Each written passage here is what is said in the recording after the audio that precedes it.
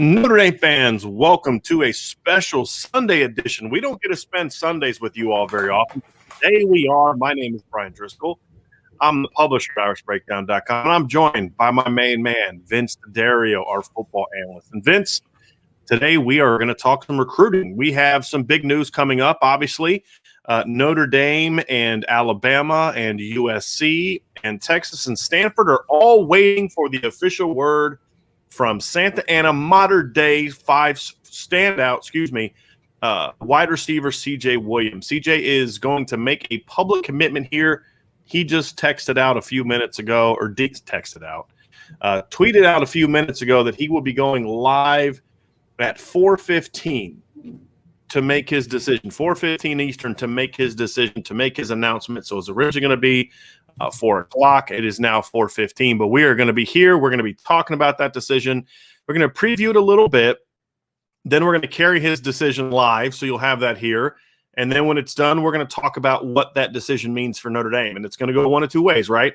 One is this is a big commitment for Notre Dame, and we're going to talk about what it means, why it's big, and go from there. And then after, if he decides to pick somewhere else, then we're going to talk about where Notre Dame goes from here. And that's what we're going to do. So that is what today's show is going to be about. We'll break that down afterwards and really dive into what it means, talk about what's next.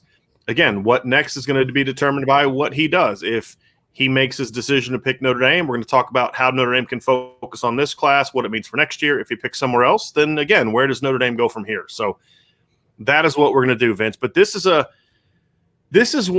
name, Vince, that you and I have been talking about since the beginning of our we launched our podcast channel. You know, we talked about last January and February about how important receiver was in this class. And at the very beginning, it was frustrating because although they were going after Tobias Merriweather, they had kind of backed off. I don't say they backed off, but they weren't pushing. The receivers coach wasn't pushing for as hard for CJ Williams as he needed to. And it was a thing where this was a kid that he was wearing Notre Dame shirts as a freshman and sophomore in high school. And then you get into a situation where, Notre Dame doesn't seem to be as high on his list as they were. Steve Sarkisian gets hired at Texas. Coach Sarkisian was recruiting him hard at Alabama. Obviously, they first saw CJ back when they were recruiting Bryce Young, who was the 5-star quarterback at modern day and was CJ's obviously quarterback as a freshman and sophomore in high school. And then you and I there's some shows we can find from back in January and February where we're complaining about why are they not going after CJ Williams harder. And they stepped it up. They changed direction. Coach Reese got involved. Coach Alexander stepped up his game, which is an important piece to this. And Notre Dame has now got back in the mix and is the perceived leader in this recruitment by most people following it. So it's been a bit of a strange journey. This is a player that's been on Notre Dame's radar for a very long time, Vince. And I would argue that Tobias and Merriweather, who committed to Notre Dame on Wednesday, and CJ Williams are the top two players, receivers on the board, and have been for quite some time. There's no question about it. And, for a little while there, it was like, okay, maybe they get one or the other. And the way they were, like you said, the way they were pushing for one and not really Walker there for a little while was concerning because obviously you can have more than one elite receiver in your class. So I didn't like the either or talk. And I think that's basically what our conversation was centered around back in the early days of the Irish Breakdown podcast. So very happy with the way they have been pushing for him. Hopefully it comes to fruition here in the next 5 minutes or so. That is the hope. That is, I don't want to say that's the expectation, but things are looking good for Notre Dame. I mean, that's what we're hearing anyway. I think we can safely say, Vince, without it coming across as giving away his announcement, that that is the expectation. Okay. I mean, look, because there's been a million. I appreciate what you did there because that's how we roll. We're not going to just say, hey, look, here's what we know. Look, there's been how many crystal balls that have gone in for him all the fan cast. We did a prediction thing today where the people that cover Texas, USC, and Alabama for Sports Illustrated all said that they're hearing that, their prediction is Notre Dame. So, I think we can say it without insulting people's intelligence, but also without taking this kid's moment away, that this is obviously where it's been trending. So we're very excited about that. But before we dive too much further, we do have a couple super chats. Mark, I hope this is Koistra. Chilling in the pool, waiting on good news. Keep up the great work. I'm a little jealous there. I'm not going to lie to you. I was pushing Brian to put the pool in instead of the deck, but the deck. Yeah. Well, you weren't willing to pay the difference, so that's why I was unwilling to do it. I was willing to bring over kids to play in it. Isn't that enough? Yeah. No. No. Oh, okay. Yeah. It's exactly what I want. Is we're trying to do podcasts. You're 5 kids out in my pool, which I don't have a pool, yelling and screaming. Exactly. Travis Singleton, first time on the live show. Man. You guys freaking rock, Travis. Thank you so much. And That's awesome. He announced his presence with authority now is what Travis did. So we appreciate you, Travis. Really appreciate you. Andrew Sekulowski is back. So we are certainly upgrading skill talent. Need to continue having a top 10 offensive line, though. That worries me. So the reason I bring Andrew up, because the last time we heard from Andrew was his wedding day. He joined the chat on his wedding day, so hopefully everything went well. Hope you didn't have a runaway bride situation, and she didn't realize, maybe she could do a little bit better, and that everything is good. And you are now living in a wonderful matrimony, happy matrimony. So, congratulations on that. We're happy to back. And then our man Patrick is back. I heart you both. Here come the Irish. The feeling is mutual, my man. Appreciate it very much. And I did want to say something too.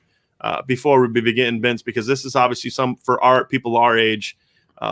We both are, we both are not bashful about professing our Christianity, and someone who I always looked up to as who's someone who often struggled to live out his faith, but in the coaching world, someone that I always looked up to was Bobby Bowden, who had no problem professing his faith and living up to it as a coach, and Coach Bowden passed away today, and it was 91. And just obviously was a very impactful person for me. And some of the stuff he accomplished, what was it, for like over a period of 14 straight years or something like that, they finished in the top 5.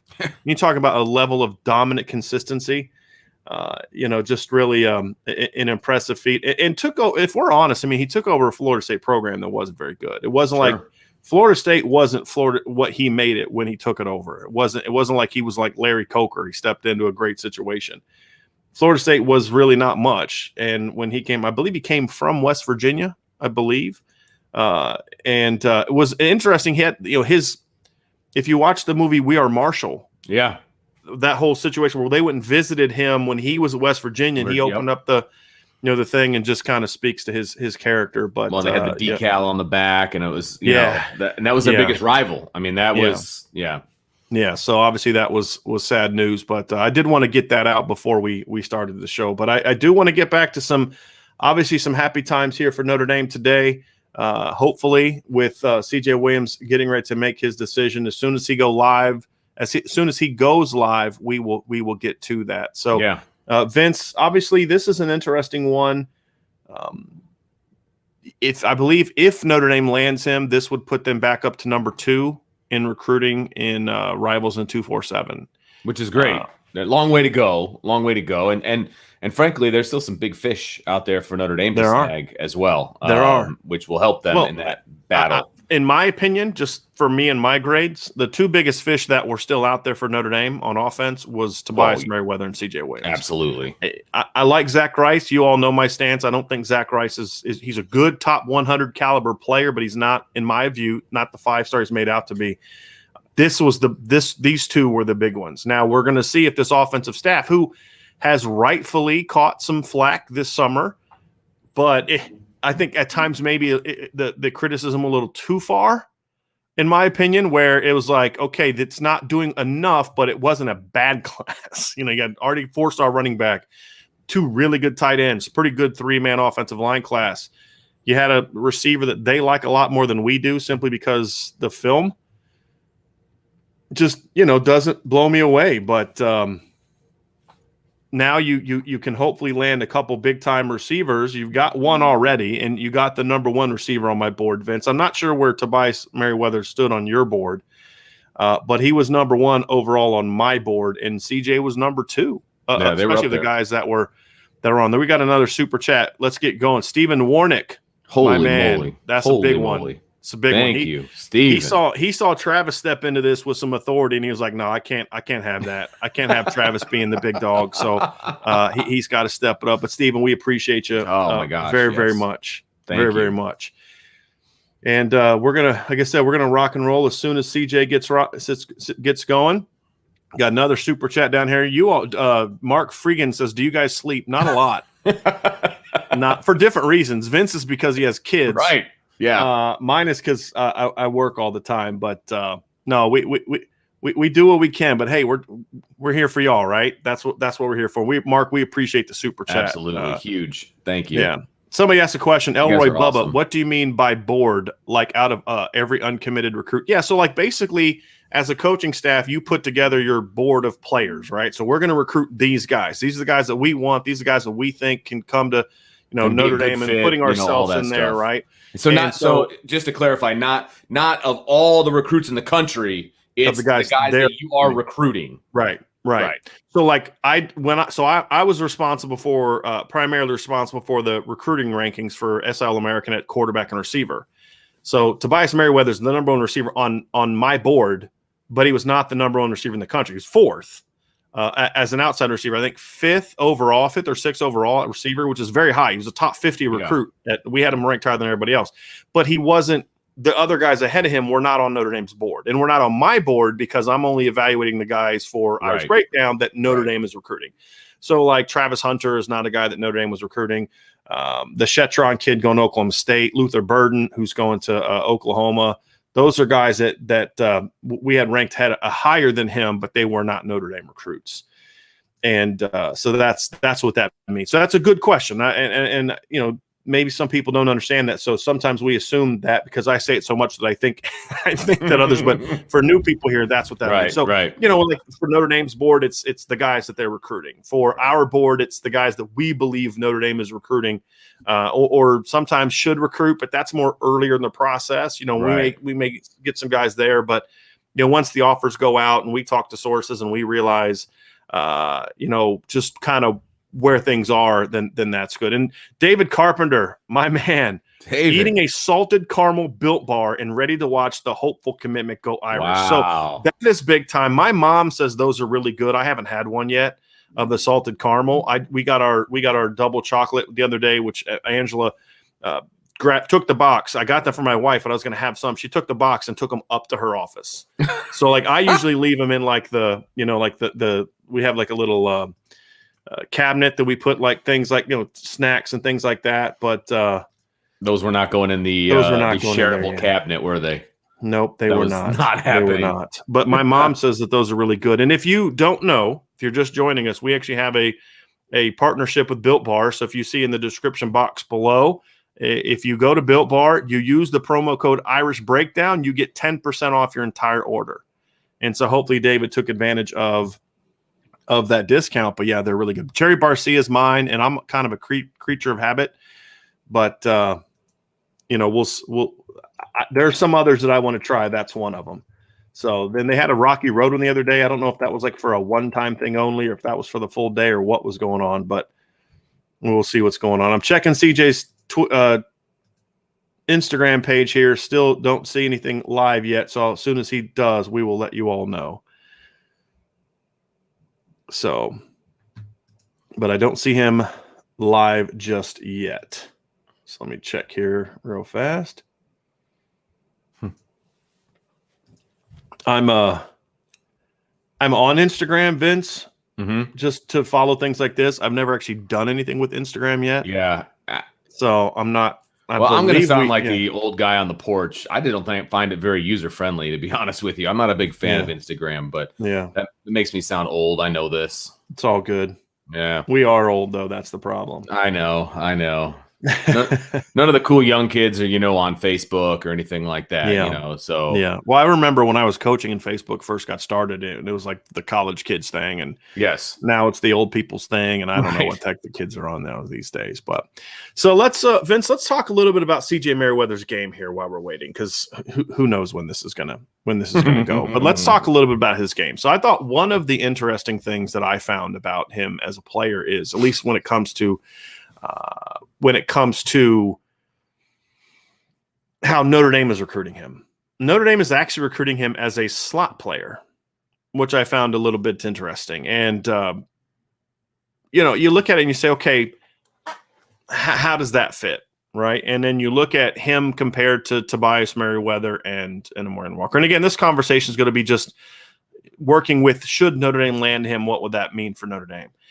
And so when I look at him, I see a kid that, as a slot player, what is the first thing people think of when they think of a slot player? They think like that shifty, fast, bubble screens, that kind of guy. And that's certainly one way to go. But there's other ways that you can be an effective, slot guy. If you look at, for example, like Hunter Renfrow when he was at Clemson, different body type than CJ Williams, but just follow me here. He was a guy that did a lot of things with route running, precision, and getting open, and using strong hands and being a good athlete. And the way that Notre Dame sees CJ Williams is exactly that kind of guy. Because he is, as we've described him, a volume pass catcher. And what does volume pass catcher mean? So let's just use like 120 yards as sort of like, you have 120 yards in a game. That's a big game, right? You had a really good game. Well, Tobias Merriweather can get there with 5 catches, right? CJ can get there too, but it's going to be with like 8 or 9 catches, right? It's like the difference between Michael Floyd and Will Fuller. Michael Floyd gets 150 yards in the game. He does it off 11 catches. Volume, dominance, volume with dominance, right? You think of Michael Thomas. You think of DeAndre Hopkins, guys like that. And then you think of the other type of receiver, which is he's going to get to 120 yards, but it's going to be off because he hits 2 or 3 big plays, right? He takes a 5-yard pass, makes somebody miss, turns it into a big one. A guy that can take the top off of the defense. That's not CJ. CJ is a good athlete. He's a very good athlete, but he's not a burner per se. Okay. Sure. I think there's a gear for him still to get to. I think CJ has a very young body. And what I mean by that is I don't think he's already a pretty good looking kid. Like, he's muscular, but he looks young. I believe that there's another jump in there for him. And I'm not saying it's a Will Fuller jump, because, again, I never mean that, because that's just that you can't predict that. Right, yeah. Right. Meaning Will Fuller went from running a 4.5, mid 4.5 in high school, which he ran at the opening, to a 4.32. You just don't see that kind of jump very often. But they see CJ as that guy that's athletic inside. He can use his size to work positioning. He can run routes. He can get open. He can be a volume pass catcher. He can run the deep outs. He can run the corners. He can work the seams. He can work the drags, the crossers, things like that, the option routes. And then if you do look at his athleticism, Vince, no, he's not the explosive athlete that Tobias Merriweather is. But now all of a sudden you get him matched up against nickels and linebackers and safeties, and now all of a sudden his athleticism projects even better than it actually is, than it is. And I think they like that type of matchup with him, where let's be explosive on the perimeter, and let's have our tight ends and these slot receivers kind of have that kind of volume aspect where they can work the middle of the fields, which then opens up some ISO. So if you have to condense your defense to cover the tight ends and CJ Williams, then now all of a sudden you have some one-on-ones on the perimeter. If those safeties have to be peeking on the tight ends and the slot receiver, then you now have that one-on-one with a Tobias Merriweather on the outside. So I think those are the things that you look at and say that's kind of where Notre Dame envisions him as a slot. Now, I don't know if that's necessarily the direction that I would go with it, but that's one of the things I love about football is you can have your personal preference, but that doesn't mean it's the only way, the best way, whatever. It's just your way. It's like I've said about defense. You can be a 4-2-5, a 3-4, a 3-3-5, whatever, and all of them work as long as you recruit to it and you know what you're doing. So that I found interesting, Vince, to kind of see that, and I want to get your thoughts on him as a slot player. But first, Ali Muhammad, our guy, is back, and Ali, we'd love to have you ask a question one of these days. You always jump in with the super chats, and we appreciate it very, very much. But if you ever have a question, feel free to leave one. But please know that we do very much appreciate. We do much appreciate you. That's awesome, man. You jumping on with us. Thank you. No question about it. So, Vince, just kind of what are your thoughts on CJ as a slot? So what jumps out to me with CJ when I watch his film is that it's it's the way he plays the ball. I think he's got exceptional hands. I think he can control his body exceptionally well. But you're right. He's not going to outrun anybody.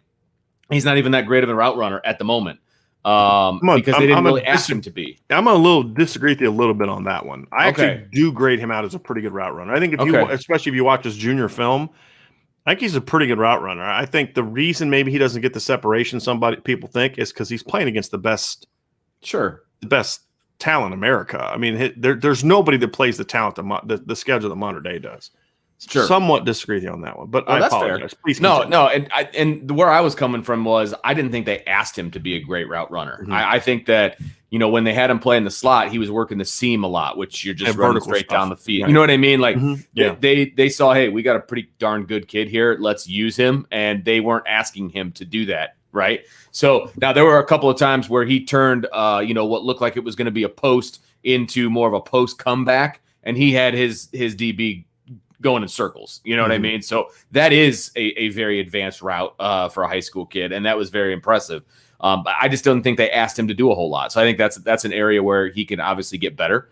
But again, it's the way he plays the ball that I'm most impressed with, because a lot of times there is a guy on him and he has to make a catch in space.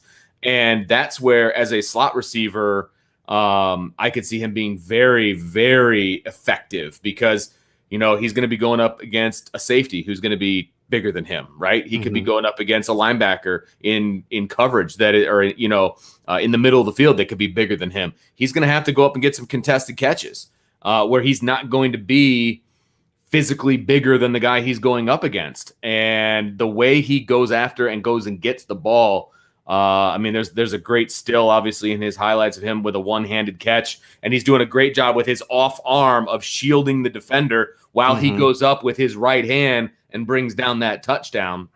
And it was all in stride, because then the first play of his highlights is that play. He has amazing body control in the air. Like I said, I love what he does around the ball. Contested balls, going up, high pointing the ball, things like that. And that's something wide receiver coaches preach all the time, is high pointing, things of that nature, being able to shield a defender with the rest of your body, things like that. He does those things tremendously. And it's fun to watch, frankly. I think that's one of those things that gets lost in the mix with him. And you made a great point, Vince, is there's different types of receivers, and I think the obvious ones that people see are the burner, that real big explosive guy. And they say, well, that's not, if you're not that kind of guy, it's like people are going to start kind of picking your game apart a little bit. The thing that I've pointed out, and real quick, we got another super chat. Lee Gannon with the super sticker, actually. I love that. I love that avatar, by the way. Thanks, man. That's awesome. That's great. Little leprechauns relaxing by the beach. Small little drink. Is that Brian Kelly sipping his Mai Tais at the beach that he had talked about that one time? That's great. But I think a lot of times, people fall in love with the speed aspect, and there's nothing wrong with speed. I mean, if I can find a guy with speed, then give me a guy with speed. But I think sometimes we then take a guy that doesn't have speed and we start to dismiss him more than we should. And when I did my film breakdown of CJ Williams, I talked about some guys. DeAndre Hopkins ran a 4.57 at the scouting combine. He's had at least 4 seasons with 1,300 yards and 4 seasons with at least 104 catches. Michael Thomas, who set an NFL record a couple years ago with 149 catches, ran a 4.57 at the scouting combine. Cooper Kupp, who's had back-to-back seasons recently with 90 catches or more, ran a 4.61 at the NFL scouting combine. Jarvis Landry, who's had 6 seasons with at least 81 catches in the NFL, ran a 4.65 at the combine and a 4.61 at LSU's pro day. Juju Smith-Schuster was a mid-4.5 guy. So those are the kind of guys that I want to see more of, Vince, is those guys can also be impactful. It looks like he is finally going live, so let's get to this.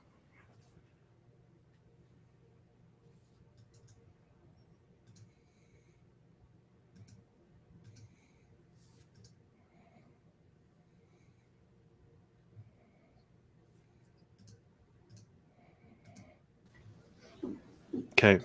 Can you all just let me know that you can hear it, just so we're sure?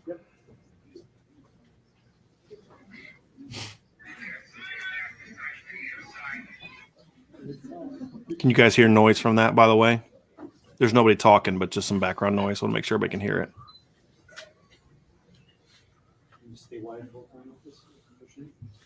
I can hear it, Brian. Okay. We had some people, one person say yes. Thank you, David. Appreciate you very much, buddy. Oh, big time. Big time.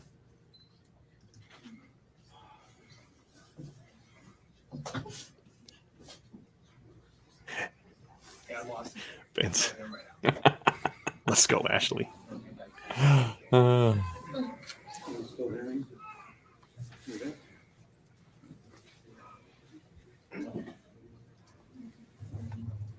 heard the first part and it kind of cut off. So. Okay, sounds good.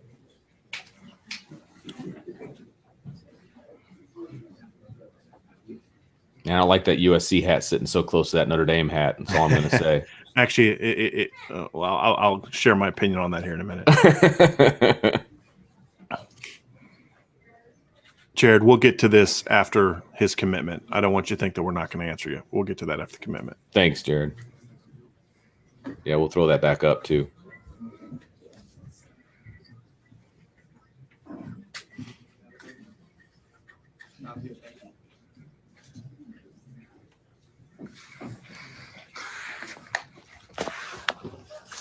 Ooh, getting close.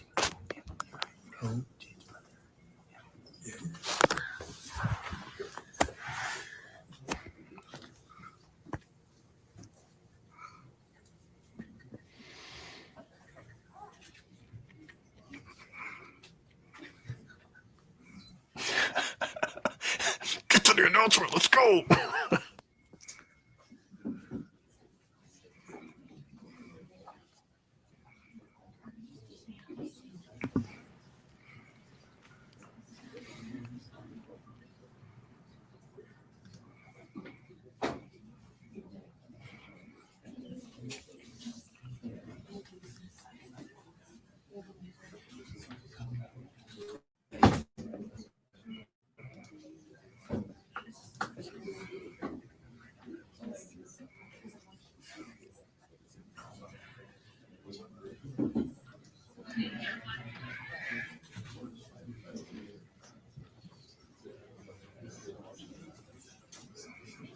The shade being thrown at Penn State in this chat, Vince, is phenomenal. A bunch of recruits who are friends of CJ's that are in it keep saying we aren't. Wow. Wow. Oh, I love it. I have to get up close to read it. Mm-hmm.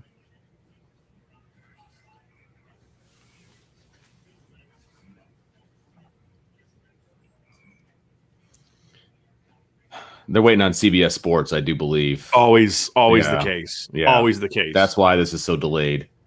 Always the case.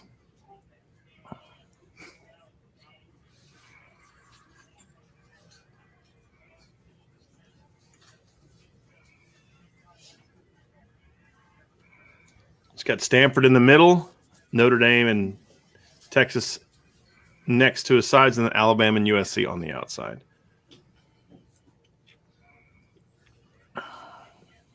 Just looks like a shell game. Mm-hmm. Yeah. His little brother does look a lot like him, doesn't he?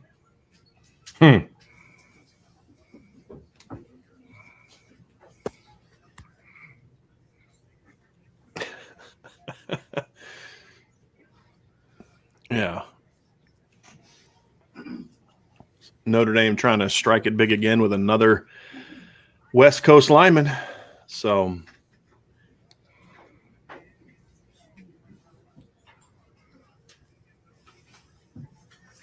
let's see how it goes. Come on, CBS Sports.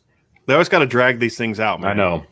Every time. I'm sure the comments in our chat are epic right now, but I'm trying to stay at the top because I've already lost a I just couple. want to say thank you Here we to go. all of CBS HQ for having me on. And you also, Joe. You know, it's great to have the opportunity to be on the show.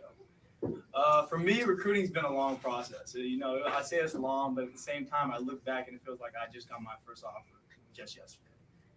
Every single time I think about it, it's a blessing. It's something that I don't take for granted. And there's those days that you don't want a coach to call you because you just want to relax, but those are all the stuff that you really take it in and you love it. I feel like just having all these people around me and having a great coaching staff, having a good family, good foundation really made me ready for the recruiting process. I never really got over my head in that, and I really felt like it was something that I just enjoyed, and it was a great process.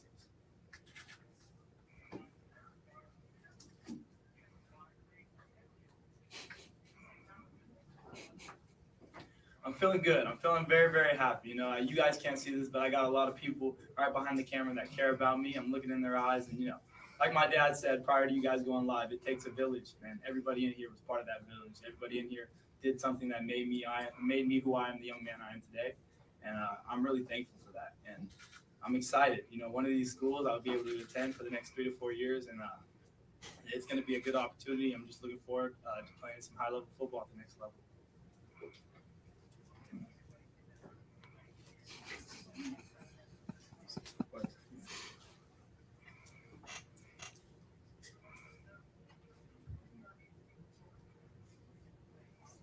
Yeah, so before I even announce my commitment, I just want to pay my respects for, a fellow Monarch that passed away last week, Anthony Brajas. My prayers go out to him and his family. I'm very, very close with the system, so just to say that.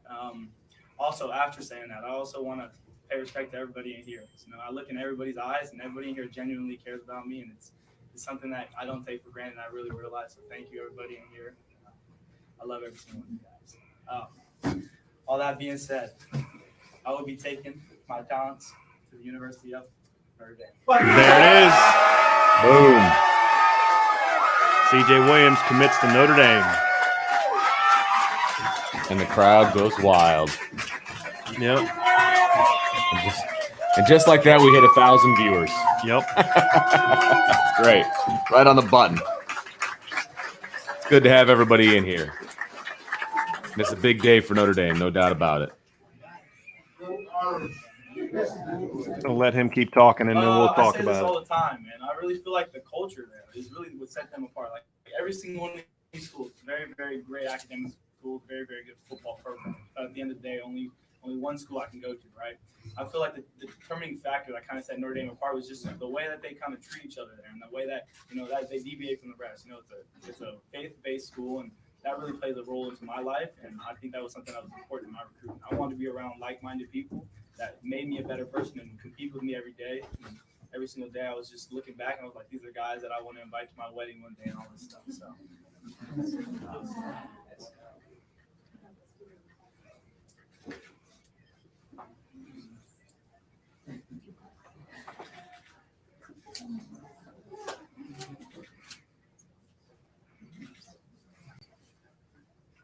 Yeah, so the Irish is getting a very, very hard-working dude. I will give you my all every time I step on that field for as long as I'm there. And even after that, I'm still going to represent you, in the best in the world as a person and as a young man. I feel like the Irish is just getting a competitor. At the end of the day, that's what I do, and I'm there to win football games, to get a good degree, and hopefully, make a lot of Irish happy while I'm there. So.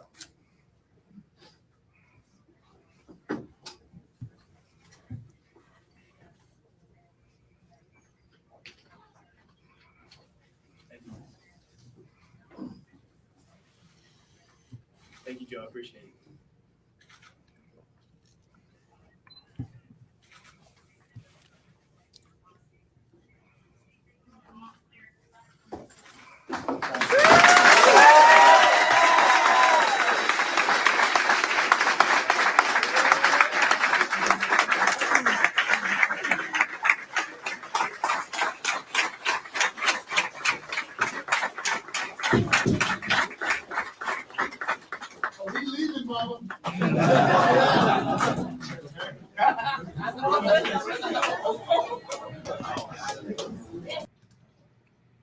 And there we go. Yes, sir. It is official.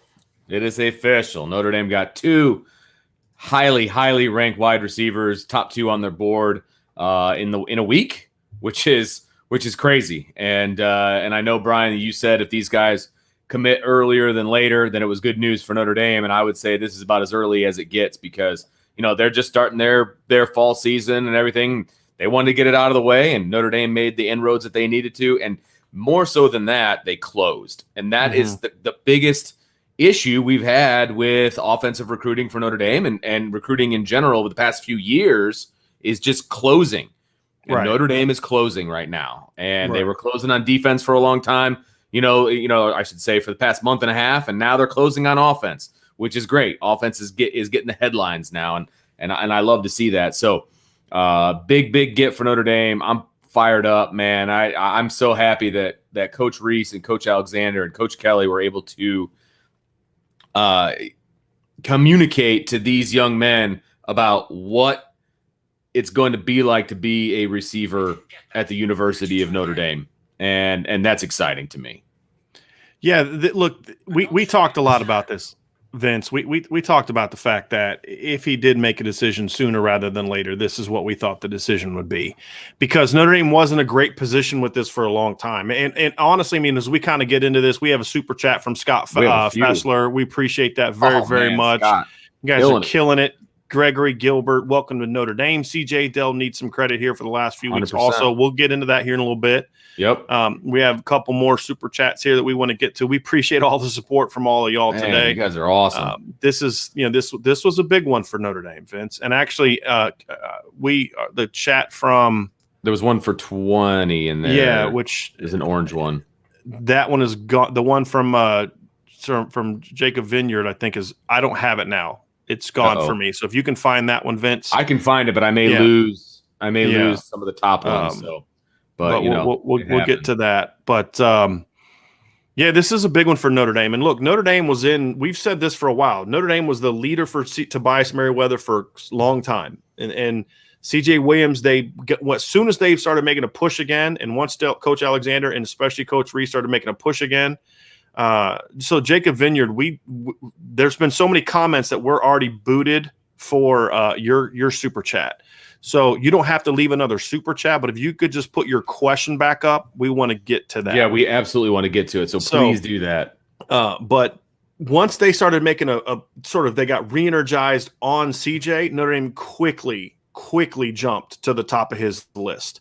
And they've led for a while. They led going into his Texas visit. They led when he did his unofficial at USC. The question was, Vince, with both of them was, could Notre Dame close the deal this summer? Yes. The reason that was important is because you got it on my phone, so I can at least read it. What was his question? I can at least read it. It's from Jacob Vineyard, correct? Jared Vineyard. Jared Vineyard. Sorry. He said, what's the likelihood the staff maybe waits and takes a chance on a third premier wide receiver later on in the cycle instead of pushing for Bradshaw and Everhart now? If, and he put if in quotes, if the Irish land Williams today to go with Walker and Merriweather.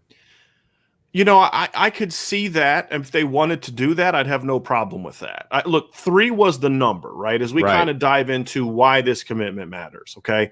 3 was the number. I think you needed at least 2 going into the recruiting cycle. Once you lost Jordan Johnson, once you lost Kendall Abdur-Rahman, once you lost Jay Brunell, there became a need for at least 3, and I think you could even argue that there's a need for 4. So it's fine if they want to get a 4th highly ranked guy. I'm never going to argue about that. But here's the thing we have to discuss and we have to understand about these commitments is you need to make sure you're getting complementary players. So I've had this discussion, this debate with people. It's like, hey, don't take Xavier Bradshaw, don't take Major Everhart, go for Andre Green Jr. Okay, Andre Green Jr. is ranked higher. I would not personally have him ahead of Xavier Bradshaw, but everybody knows my stance on Xavier Bradshaw. But let's just assume for a second that Andre Green is a better prospect than Xavier Bradshaw and Major Everhart.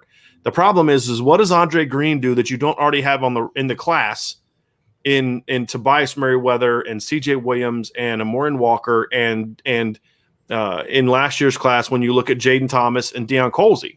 So now all of a sudden you're adding a lot of similar pieces. Well, maybe this guy's faster, but it's a lot of these guys are tall, long outside receivers. Sure.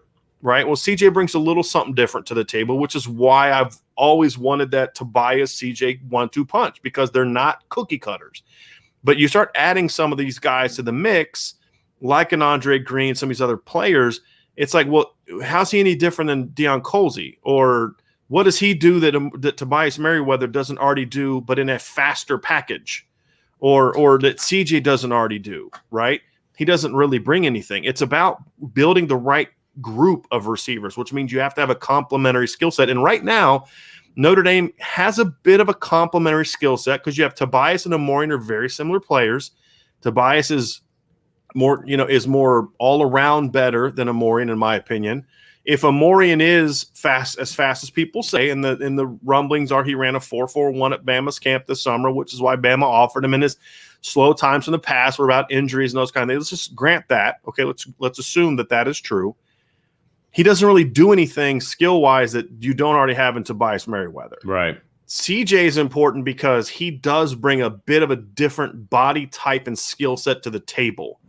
Now you need a fourth complementary player. So you need to bring someone who's going to have some similarity to CJ, but more so what you need is someone that can be more of an after-the-catch type of player. Sure. That's the key. That more prototypical slot guy, That's right? what's Yeah.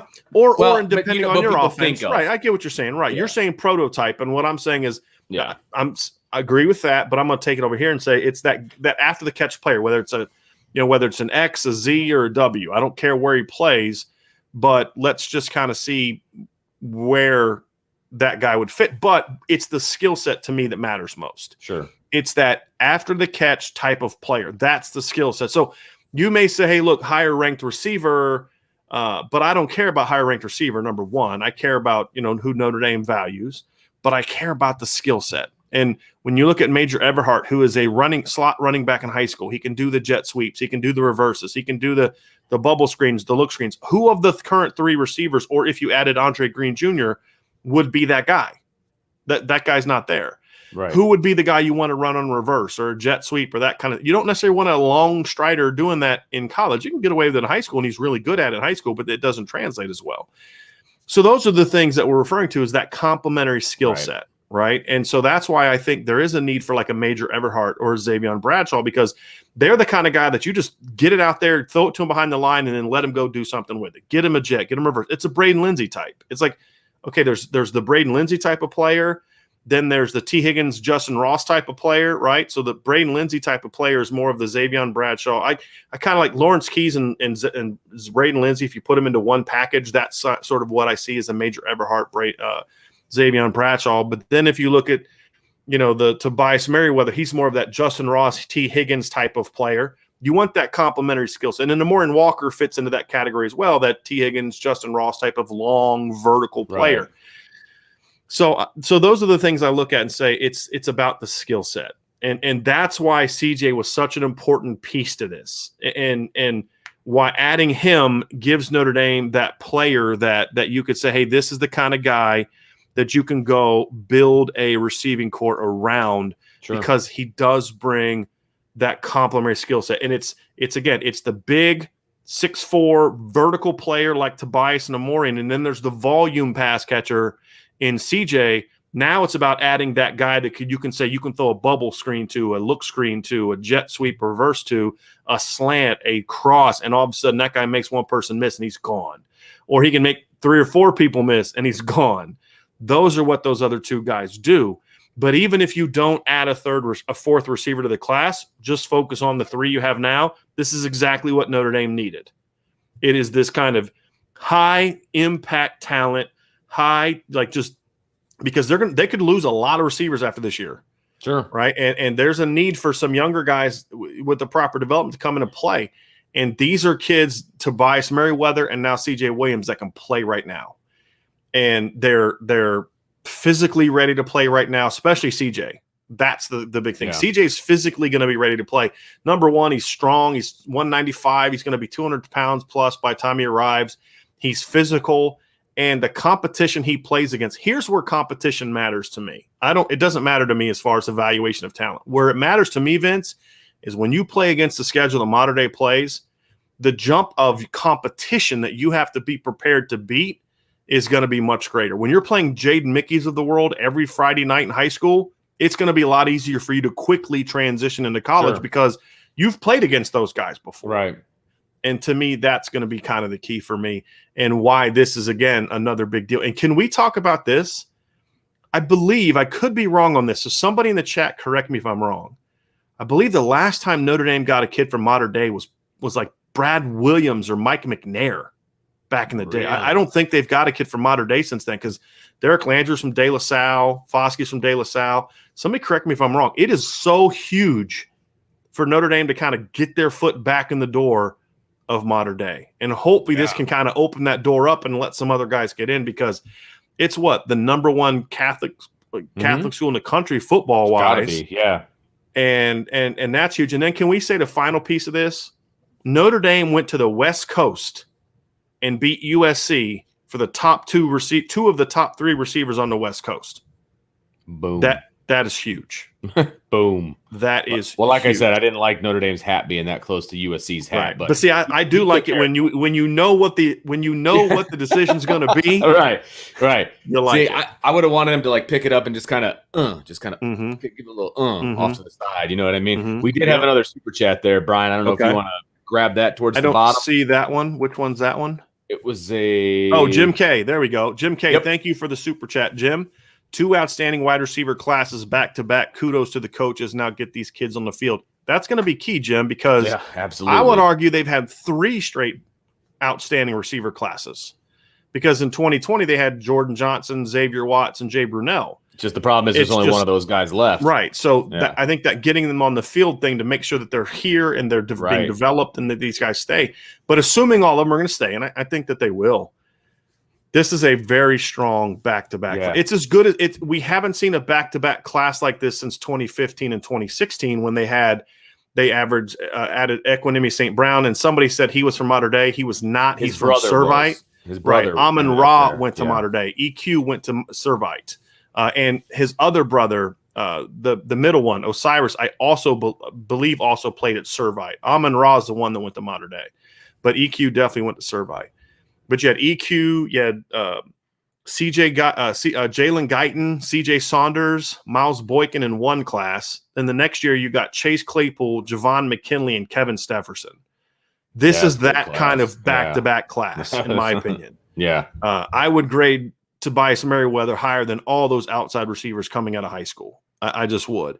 Plus you throw in Deion Colsey and Lorenzo Styles, and I think Lorenzo Styles kind of brings some of that Kevin Stefferson type of skill to the table. CJ Williams brings some of the Javon McKinley skills to the table. Now, hopefully he doesn't have the injuries that Javon had his first couple years at Notre Dame to slowed him down.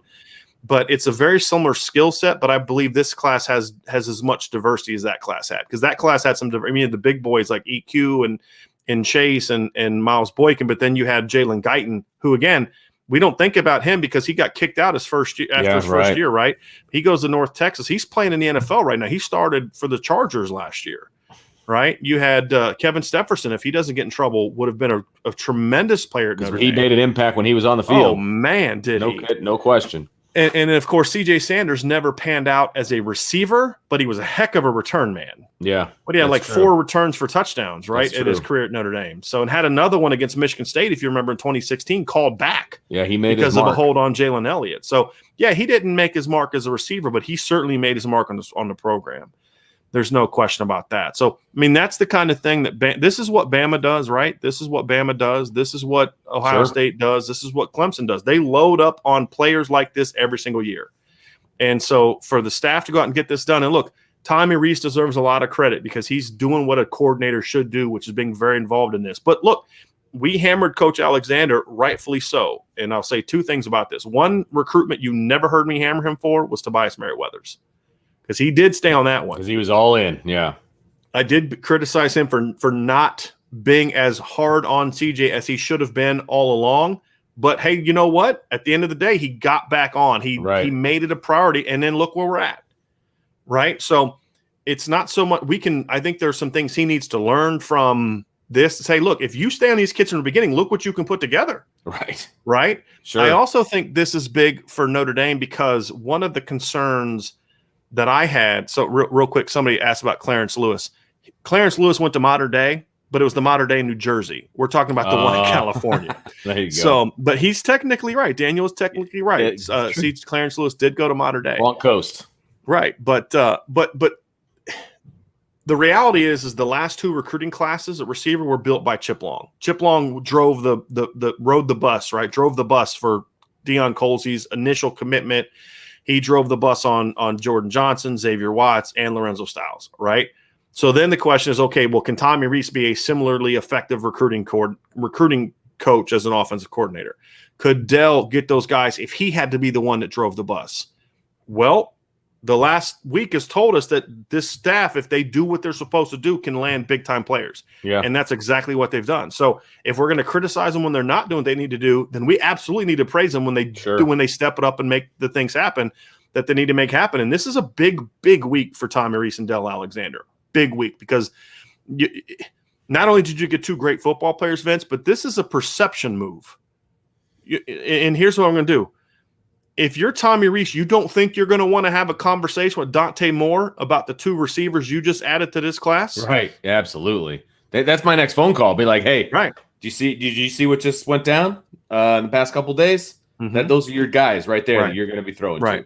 Just, So Vince, I do want to pull up some film, and I do want to share some film with people, and then we're gonna finish up kind of going through just this, what this means for Notre Dame. So let's pull up some huddle film. I do want to share this, and we're going to talk through it, Vince. If you just kind of, just to kind of begin this, just kind of lead people through, just kind of we'll share our thoughts on what we're seeing from CJ and just why we think he's such a impactful player at Notre Dame. So let's get this bad boy rolling. So this is that touchdown pass that I was telling everybody about. One-handed grab in the corner of the end zone. Watch how he shields his man with his left side and goes up and gets it with one hand, still gets a foot down. Let me say something too there, Vince. I'm going to pull this back. This is against St. John Bosco. So when Vince and I talk about why this stuff matters, that's a picture of that one-handed catch. That's against a 6'2" corner. Right. For St. John Bosco, who is a tall top as they're going to get. Right. That's a top 5 national program. So Vince, I want to get back on that, but I wanted to point that out because when he's making these plays, he's making these plays against guys that are going to also be going to school for free and playing playing football on somebody else's dime for the next 4 years. So sorry about that. Get back at it, buddy. Absolutely. I wanted to point that out. So here it is in real life, or real time, I should say. I mean, just a great job of shielding, going up, getting that left foot down. I mean, just amazing. Just absolutely amazing. So here they got him in the slot. They move him around very smartly so. A little over the shoulder, 1 foot down again. Great ball tracking because he had to turn all the way around to come get that ball. Now he is on the outside. Now here's what I'm talking about, going up and finding the football, okay? Because he was guarded very, very well. It was good defense. It was really good defense, but he was able to adjust his body and go get the football while it was in the air. And it was a good throw by the quarterback because it took him away from the defense. Here it is again. You see a little bit of that speed. He had to hold up for the ball just a little bit, but getting off the line quickly and getting behind the defense is the key there. But again, moving him around. They're not afraid to put him in the slot. They're not afraid to put him on the outside. And that's just a busted coverage. But look at him go up and get that. 2 defenders, goes up and grabs a football. That's what I'm talking about having great ball skills. Jumping up to the top of his leap, and that's where he goes and gets the ball. And there's a nice diving catch as well. Through contact, the flag was thrown there. There he is on the outside. There's the route running that Brian was talking about. Got the corner to turn the other direction like he was going to go to the outside. Plants that outside foot, goes inside with it. There's a great block there as well. Obviously not afraid to get his hands dirty blocking. I believe this is going to be a block as well. Look at him steal that edge. Ends up really blocking 2 guys on that play. Here he is on the outside. Then boom, comes back to the football.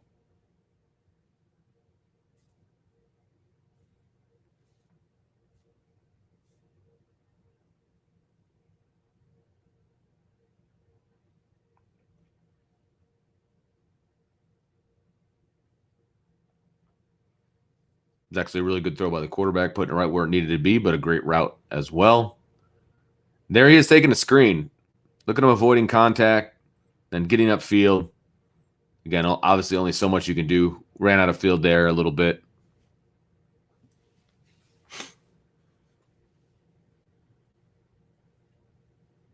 That's what I was talking about earlier. It was that post, and then it was a post comeback. Came back, grabbed the ball, Great route there because he had that corner all turned around. Look at that. Bam, oh, bam. As soon as you turn that corner, I mean, literally does a 360. That's why he was so wide open there. One of the things I like about him, Vince, is the fact that he can play all over. That's important because we've seen some of the slots that Notre Dame has had in the past that when they go 12 personnel, the slot basically has to come off the field because he can't play outside. If CJ is your best player, he is your, let's just say, your primary slot, then you don't have to take him off the field and go 12 personnel. You can take one of your outside guys off the field because CJ can play outside. I think I think Tobias can play both outside positions. I think Tobias can play in the slot at some. I think CJ can play both outside spots and the slot. That means you can move these guys around and be interchangeable a lot, and that is very, very important. Very important. And CJ is technically the smallest receiver in the class from a height standpoint. He'd be the tallest receiver in the 2020 class, the Jordan Johnson, Xavier Watts class, and he'd be the second tallest in last year's class. So they're definitely adding some size to the receiving core with this class. There's no question about that. This is a nice play too. And this is where he can be good after the catches. He's not a guy that's going to make 37 people miss on a play. Right. But that's strength right there, Vince. That's one thing I like is that strength. He can run through arm tackles right there. This is against Orange Lutheran, I believe. Well, and he's not afraid to go inside. Right. You know what I mean? Because look, there's linebackers looking to take your head off in there, and he's not afraid to go in there. Right. And there's different types of being good after the catch. There's the big play, the rocket type of after the catch, and then there's the after the catch where it's like, okay, you're going to move the chains, and that's where Notre Dame sees CJ being in this conversation. So. This is a big pickup for Notre Dame. So now what do you do if you're Notre Dame? What's next, Vince? I still think there's room for one more receiver in this class. I would like to see them push for one of Major Everhart or Xavion Bradshaw. You know my stance on Xavion. They're both well, Xavion's expected to visit in September. They're working on trying to get Major Everhart to visit. So that obviously be one. But then also you've got those two guys on the board. If Notre Dame decided they wanted to maybe focus on other positions in this class and use that number maybe for a different position, I'd be okay with that too. I still would like to do it, but if you can add a couple guys like that next year's class, then I would understand that as well. But if you're going to add another receiver, that's the kind of guy that I think they need to add, one of those two guys. And if they added Xavion Bradshaw to this class, I mean, I think what will be happening in the Driscoll household, Vince. I was going to say, you might stroke out. You might take a day off to just kind of collect yourself. I may not be able to do that show. I mean, all right, I'm muting myself. I'm taking myself off screen. I got to do some things over here that are going to be loud and a lot of yelling and screaming. Let's goes at the top of my voice. But the other thing you can do now too, Vince, is now you can really start focusing your attention on the 2023 class. I mean, now it's Cardinal Tate, buddy. You want to be a part of this. You know what I mean? You got to be a part of this. Hey, Jaylen Brown, we need you to be a part of this. Those are the conversations that are going to be having next. Okay, do we take a fourth receiver in this class? If so, what type of player? Who are those players? Okay, let's go get them. But after that, we're full court press on Cardinal Tate, full court press on Jaylen Brown, other players like them, right? There's other top receivers thereafter. Those are the kind of guys. And I think next year's class, you want to focus on a little bit of a different type of guy.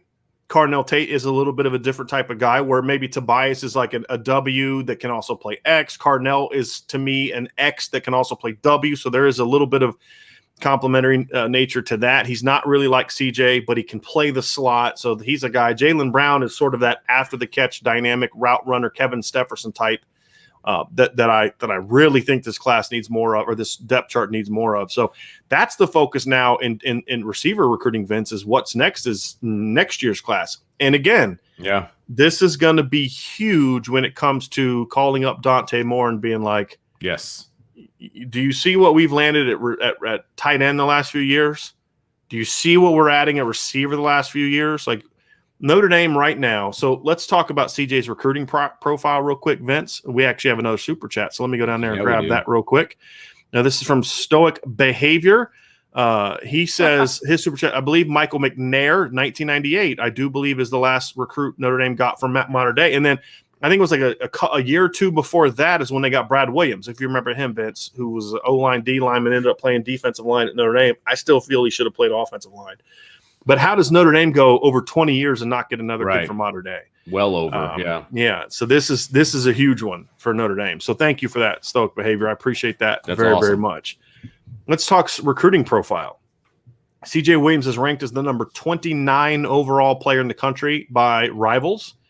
He's ranked as the number 72 player in the country by 247 Sports and the number 88 overall player in the country by SI99. Did you see the new recruiting service that just came out, the On3 Sports thing, Vince, or whatever? There's another one? It's the same guy that started Rivals and then sold that and started 247, then sold that and now starts another one, right? So it's a pretty good business model for him. Keeps selling them and clearly, or starting them and then selling for a lot more than he spent to start them. Yeah, they didn't even have him in the top 300. So that's why I say so. Do we really want to pay attention to recruiting rankings? I don't think so. Yeah, I like the fact that Steve Sarkisian wanted him. That's what I like. I like the fact that Alabama wanted him. Sure. And then obviously Notre Dame wanted him. But his recruiting profile is important, Vince, because where I think recruiting rankings and stars matter most is in convincing other talented players that they're going to be playing with other top guys. Right. And that's what I think CJ brings to the table. And you've got 4, and now this is not a recruiting rankings. This is a Brian Driscoll opinion analysis thing. You've now signed 4 top 100 or landed 4 top 100 caliber receivers in the last 2 classes. I graded Deion Colsey and Lorenzo Styles both out as top 100 players. And I obviously grade CJ Williams and Tobias Merriweather as top 100 receivers. That's big time, along with some pretty good tight ends. Sure. And 3 not home run top 50 Chris Tyree backs, but 3 really good football players are running back in Logan Diggs, Audric Estime, and Jadarian Price. And of course, their name's loading up on tight end. So they're getting there. They're closing the gap every single time one of these type of kids join the class. And that's exciting. And you're now August 8th, and Notre Dame could basically say you're done at receiver and focus on next year's class. Crazy. That's big time. Crazy. Notre Dame hasn't been done this early with the majority of their class period in I can't remember how long. Now, obviously, I followed it a lot closer. There's been a couple years, Vince, where they were close to being done, but they weren't the high quality. It was kind of like I hope they can add some big time guys at the end. Right. This is like they're loading up with just dudes all over the place. Sure. And the reason I don't think I finished this thought earlier, Vince, but the reason it was important to get them this summer is because those guys that go out this fall, and do what we think they're going to do, and some of these schools like Oklahoma and Florida and Ohio State or Clemson or Alabama or programs like that, all of a sudden have needs or wants or like, oh, geez, we misevaluated that guy. Right. Everybody keeps saying Joe Schmidt. Joe Schmidt was not on scholarship at Notre Dame. He was a walk-on. So that's I'm not counting that. Right. That wasn't a recruiting win. He came to Notre Dame because of Notre Dame, the school, is not a recruit. But that I just got nervous thinking about them going into the season uncommitted, because they don't strike me as I'm going to decommit and flip type of kids. Anything happen in recruiting, Vince, nowadays. But the reality is, based on the conversation, based on their answers to questions and things, and I don't see that either. Anything can happen, but it just would shock me. Whereas it'd be a lot easier to get them to like you more if they were uncommitted. Right. That's the thing.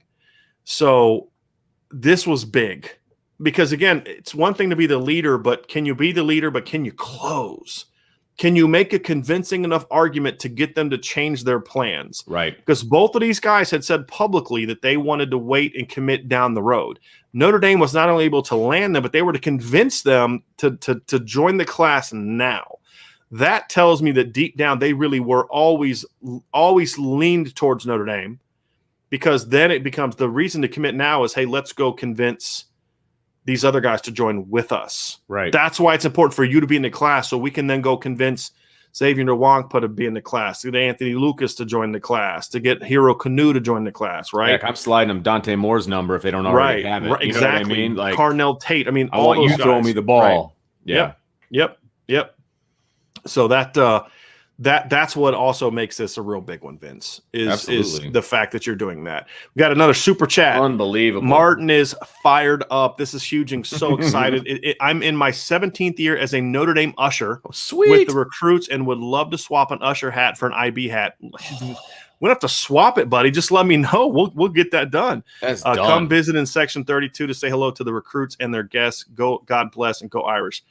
Hey, Martin, do me a favor. Shoot me an email or a DM or something. But we need to definitely make this happen. Vince, can you just take a quick note of that real quick?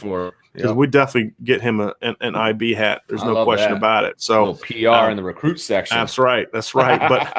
But hey, Martin, thank you for the super chat very, very much.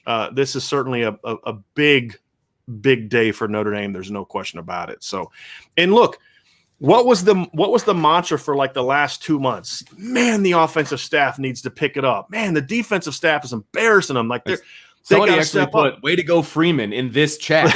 Okay, we made that joke last time. Like, so now the Marcus Freeman's full. He has time on defense. He has time to call some offensive recruits. Right. But look, to win a championship, you can't just dominate recruiting on one side of the ball. No question. You have to dominate recruiting on both sides of the ball.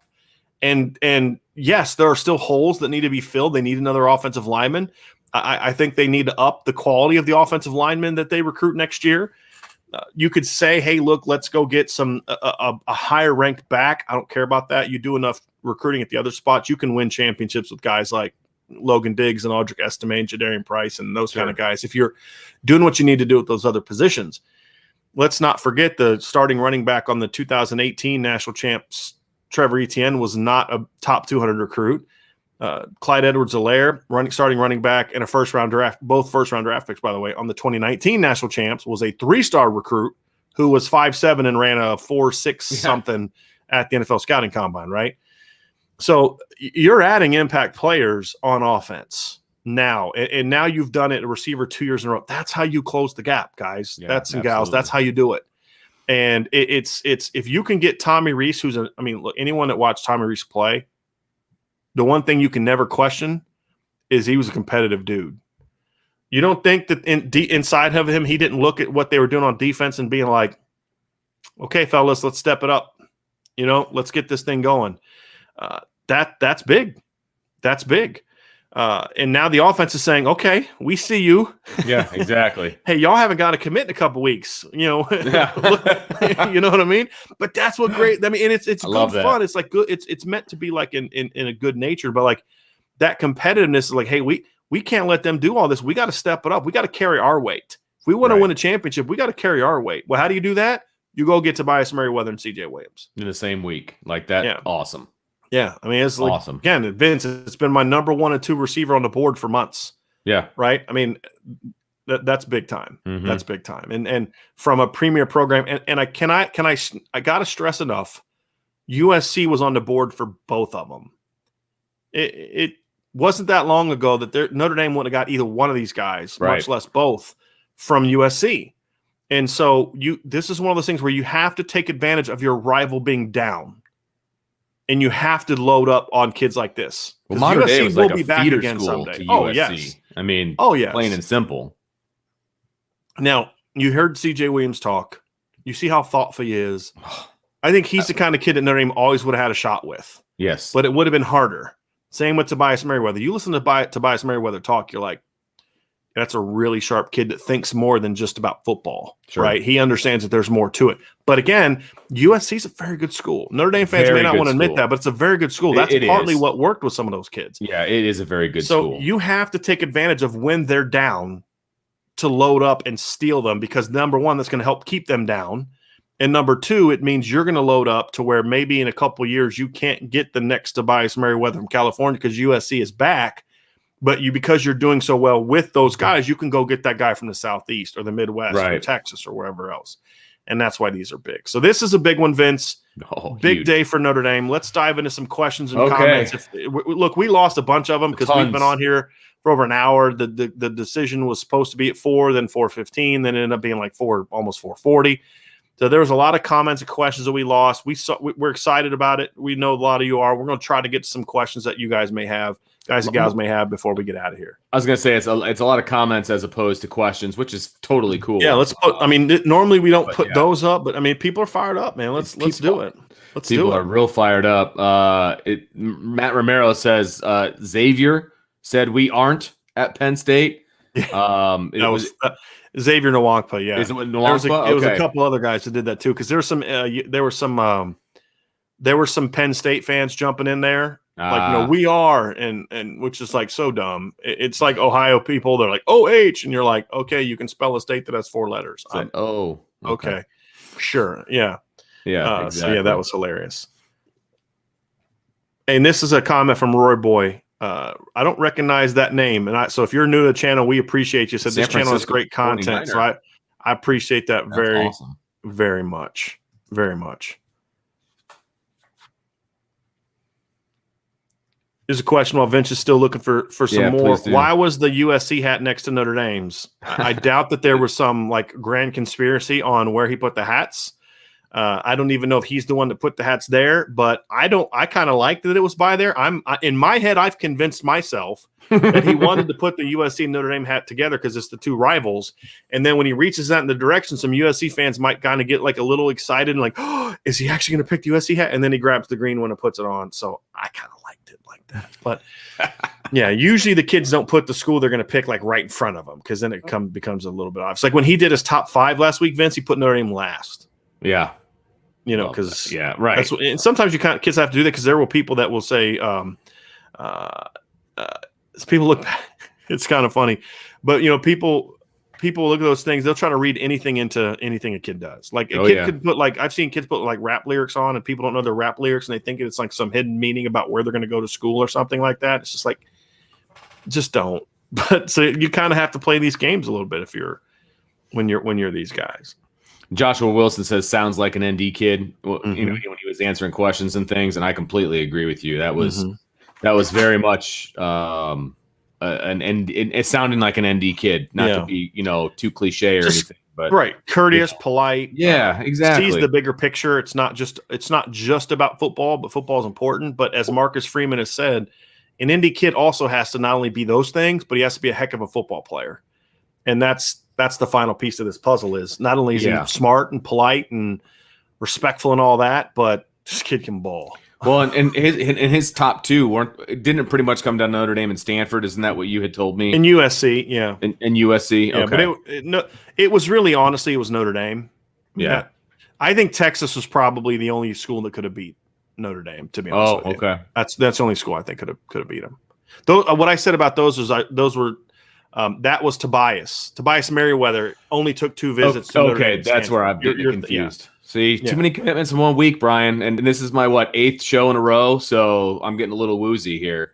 Yeah, because I got to take Friday off. You didn't get a chance to take Friday off, so yeah, you're a little worn out. But no, Tobias Merriweather basically only took 2 officials, and it was to Notre Dame and Stanford. CJ actually, I think Texas was the one that was. I'll let you read that one, Brian. Maysay K, Irish. My secretary is shaking. It's headbutting time. You be careful because she's going to come strapped one of these days. Okay, I'm just saying you need to be careful with the headbutting secretary. Yeah. So there you go. The delusional Jack Cohn fan. The Jack Cohn. The Jack Cohn effect. Yeah, I'm sure these guys are committing to Notre Dame to play with a quarterback because of a quarterback that they'll never get a chance to play with. So. Yeah, I know, right? That's a really good point. Yeah. He's never going to throw a football to those 2. Yeah. Oh, that's good. And okay, I can see where he committed because everybody is giving the woohoos, the yeses, the 2 beer mugs clanking together, the go Irish. Michael says huge day for the 22 class. ND Fitz, Irish baby. Apparently Xavier Nwankpa just said roommates. So there you go. These kids know how to play the game. There's no doubt about He knows that. just a couple typed letters, and he's going to get thousands and thousands of people to go Notre crazy. Dame fans are going crazy. Ohio State fans are losing their minds. And then he's going to tweet something out in 3 days that's going to cause the exact opposite impact. That's what I love about it. Here we go. Matty K. He was just on vacation. That explains why we haven't seen Matty K in a while. To see one of our needle movers commit, go Irish, baby. What's up, Brian and Vince? I'm so pumped. Hey, I did want to address something too, Vince, while you're looking for your next one. So there was a lot of questions, and we couldn't talk about it on Wednesday. So CJ has basically, it's been known that CJ was going to pick Notre Dame for a while. Right. For a while, it was he's probably going to pick Notre Dame. He's going to pick Notre Dame, but then silently, but then take his recruitment on. And then it was eventually he's going to commit to Notre Dame, and it's going to be this summer. So it's kind of an evolution once they kind of got on him. It didn't take very long for them to re-up their energy on him, for him to be like, okay, that's where I'm going. They just had to convince him that now's the time, and that's what they did. But there were some people that asked the question on Wednesday when Tobias Merriweather committed is, will this negatively impact CJ Williams? I remember that, yes. And so a couple things about that. We couldn't really address at the time because I didn't want to say, hey, look, it's not going to – they actually talked about wanting to play together. They've known each other for a while. The families know each other. And Tobias just tweeted out a little bit ago. He said, been talking about this. Congrats, brother. Go Irish. They wanted to play together, and Notre Dame was the place where that was going to potentially happen. Not that it's not that they were going to play together, but that idea of possibly playing together really enticed them. So this was something they communicated to each other. CJ knew that Tobias was going to make his decision. Tobias knew that CJ was going to make his decision, and it was something that they kind of did together. There's a reason they both committed in the same week. Right. It's not a coincidence that they both committed in the same week. So, but also a lot of times these kids are a guy like CJ Williams. You don't go to Mater Dei if you're afraid of competition. Number one, you're going to have competition at your own position. And it's kind of like the West Coast version of IMG in that you're going to have competition in practice every day. You don't go there if you're afraid of competition. And Tobias Merriweather was not someone that's going to be like, oh, gee, Tobias is there. I don't know if I want to go to Notre Dame now. If anything, it's like, okay, now you got to guard both of us. Like, so it's going to actually be good for me. Most receivers aren't like, hey, I want to be the only guy. Most great receivers know I want to be part of a group because the better that the guys around me are, the less you can double and triple team me, which means I'm going to still get mine. And so that was something that it worked in Notre Dame's advantage. Yes, that both of them liked Notre Dame as much, because I think the fact that they both, their relationship, I think helped steer them to making the decision this summer. I thought it was a situation where potentially either both would go this summer or neither would go this summer, and they both carried into the fall. And what I hoped for happened, and that is they both decided to go this summer. Not to bring a rain cloud here, but Rye says, even though Dell has brought in some good talent, still not overall happy with the production and the coaching up of the receivers as a whole. Do you guys agree? Well, I think the production of receivers has been very good the last few years. I mean, Miles had a breakout season. Chase Claypool had a monster season in 2019. Chris Fink had a really good season in 2018. The trio of production in 2018 was really good. The problem has been it's taken guys too long to produce.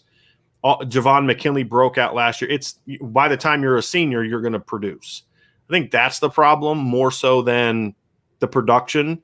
I think that's got to get better. And hopefully it will. So, no, I'm not thrilled with it, but this is going to be a big year for Coach Alexander. You've got to be able to get Xavier Watts ready. You've got to be able to get Lorenzo Styles ready.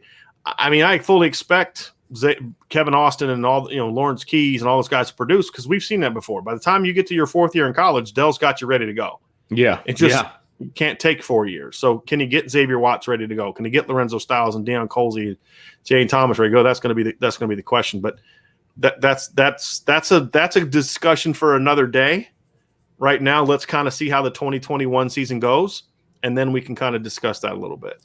S says, Coach, do you see similarities between Jordan Johnson and CJ Williams? Who do you view as the better prospect? They're very similar. Very similar. I would say CJ's thicker. I think Jordan was a little bit quicker. I think their long speed is very similar. I think their ball skills are similar. I think CJ was better at some things than Jordan was. Jordan was better than some things that CJ was, but very similar players. The difference is CJ is going to come with a little bit of a different personality that's going to fit in better at Notre Dame than what Jordan's was. Who was the better prospect? As a junior, I had Jordan Johnson slightly better than CJ as a junior. I can't speak to what they're going to be as a senior, but it was slightly better because I felt like Jordan had every bit of CJ's ball skills, but I thought he had a step on him from a speed standpoint. Their skills are very similar, but I think Jordan as a junior had a little bit of a step on CJ. But I mean, honestly, let me pull up their grades just so I can confirm this here really quick. Yeah, I had Jordan was 2 points higher than CJ on my board as a junior. That's out of over 700 points. Pretty similar. Or, excuse me, just under 700 points. So it's again, and the difference as I'm looking at it now, the difference was speed. Like CJ was a little bit better in size. Jordan was a little bit better. I'm looking at it now. Route running is similar, athleticism is similar, but Jordan graded out just a touch higher on that, and then definitely graded out like about 2 points higher on speed. That's really where the difference is. A lot of the other stuff was either the same grade or one negated the other. Is the speed one really ultimately was the difference. Now let's see what CJ does as a senior, because again, Jordan didn't make a huge jump as a senior for me. He didn't.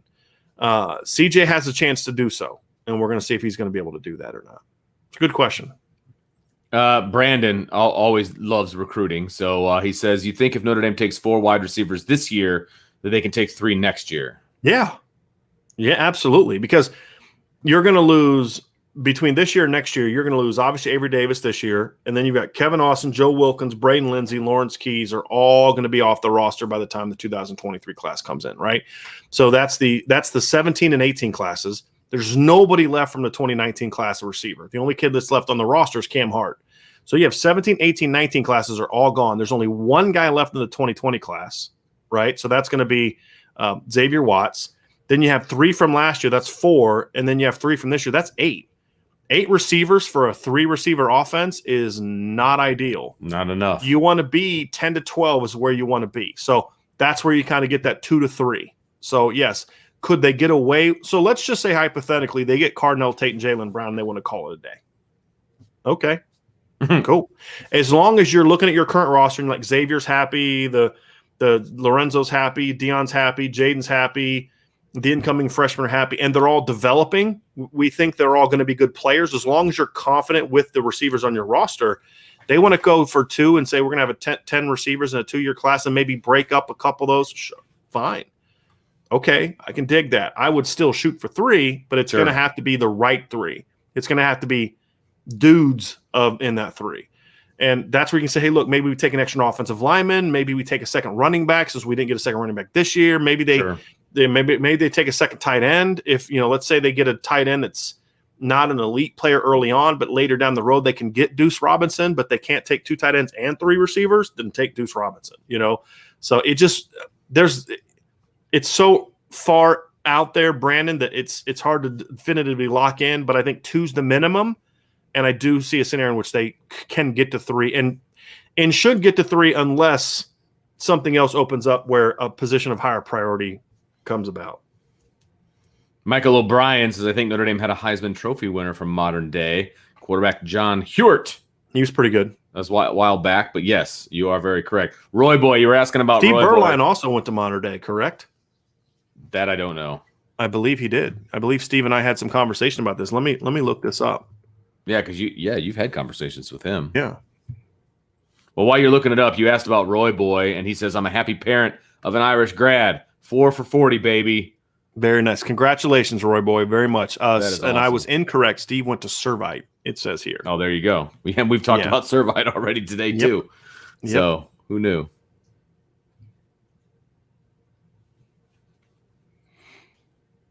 I'll pull one up while you're looking, Vince. Cool. Michael asks, hey, Brian and Vince, what would you do now at the skill positions with 2022? Would you pursue a second back, and who would that be? Who would that be to be a take, or should Notre Dame focus on 2023 at the skill positions? Look, I like Quinshon Judkins, Vince. You know that. I'm much higher on him than other people are. Unless they see some losses coming on their current roster, I would not take a second back in this class unless you're going to flip Dallin Hayden or Nicholas Singleton. I wouldn't. I'd rather take a 4th receiver. And if you can't get a 4th receiver, then just put it towards next year's class. I just don't think that that's going to be the case. Any chance of them flipping him? I mean, I think he might be open to it, but I don't think Lance Taylor's the kind of dynamic recruiter that's going to flip an in-state kid from Penn State, barring Penn State having a disaster of a year. I hope I'm wrong, but I don't see that. There's no chance of flipping Dallin Hayden at this point in time, in my opinion. But Nicholas Singleton, I think Nicholas actually liked Notre Dame more. Yeah. I think it was more of the pressure around him to go to Penn State is ultimately why he made the decision that he made. Yeah, rough. Mm-hmm. That was rough. That was a rough ending to that recruiting. Yes. Yes. That hurt my heart a But little see, bit. that's the difference, right? So the last couple Right. years, Lance Taylor hasn't been able to close on his top players. Del Alexander, for all the criticism we've given him, and it's justified criticism, dude is closing. I mean, look, him and Tommy Reese have combined, and I'm not saying that as a slap in the face to Del Alexander, as if it somehow diminishes the role he had, but it's what I've said all along. You can't just be a great individual position coach when you're recruiting elite players. It has to be a team effort. It's why every time somebody wanted to praise Marcus Freeman, I'd say, hey, look, let's not forget about the position coach, right? It has to be a team effort. And so that's why we say it's not meant to diminish the role that Coach Alexander had. If I thought Del Alexander wasn't the reason for this, I'd tell you. That's what I said when they got Deion Colsey back in the class. I said this was more of a Tommy Reese thing. It wasn't a Dell thing. And I said that about some of the players that they got into the Chip Long era, where they were mainly about Chip. These two were runs where Dell got going. He put in the work, and this is what happened. So this is big for him. Now it's just, okay, don't say, oh, see, I did it. You can leave me alone. No, go do it again next year. That's going to be the key, because that's what great recruiters and great programs have to do. Here's a good question, kind of a behind-the-curtain type question from Kyle Stewart. He says, I wonder if the staff plans this when guys announce to keep the buzz going. Like maybe they're silent for a while, but let's wait to announce to keep the buzz going. Yes. Yeah, I think there's – now, am I saying that happened here? No, I'm not saying that. I do, but the staff absolutely puts thought into that. Like, hey, hold off because we want this other kid to go first, or – hold off because we don't want you to steal this other kid's thunder, right? Or, hey, look, we want to keep it going, so let's stagger out these commitments every 4 or 5 days. I mean, I do think there's something in that. Now, sometimes kids have certain events that they want, so you respect that. So Junior Tuihalamaka wanted to commit on his dad's birthday, so you honor that and respect that, and you roll with it. But, yeah, I don't think it's a coincidence that Tobias Merriweather and C.J. Williams committed in the same week. Now, was Notre Dame the one pushing that decision, or was it them two? I think it's probably a little bit of both. Yeah, in my opinion. Sure. Roy Boy, very good question. Yeah, very good question. Roy Boy says, "Love poaching USC." Yes. Yeah, me too. I mean, yes. there is no question. There was a bunch of Billy Schrouth kind of comments going. Michael O'Brien says, 2/3 of the people in Wisconsin are in his ear. Leaving the state will bring a lot of hate mail to the poor guy. I sure hope we get that kid, though. I think that's why he's not announcing right now. I think you kind of dragged this one out. This is one where I feel like, remember how I said about the two kids from the receivers, if they commit this summer, I felt good about it. Well, Billy Schrouth was, if we're being honest, he was in Notre Dame's class for a while. Yeah. He was. And then obviously things changed, and it looked like he was headed to Wisconsin. If he was still doing that, I think he would have already committed to Wisconsin by now. I think the fact that he hasn't committed is a good sign for Notre Dame. I think deep down he wants Notre Dame. It's just saying no to the homeschool is going to be tough for him.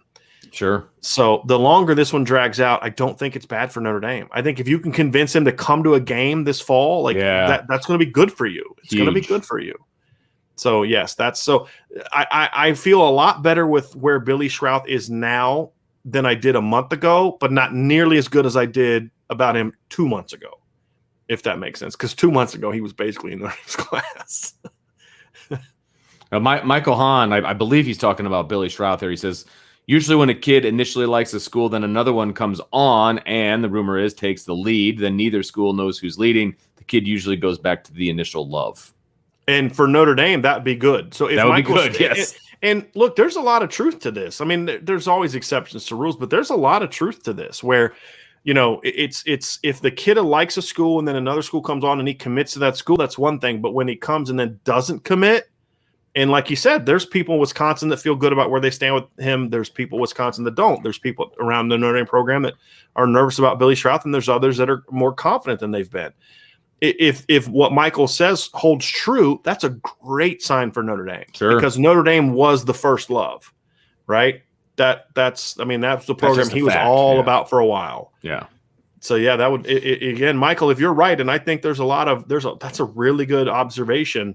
That would be a good sign for Notre Dame when it comes to Billy Schrouth.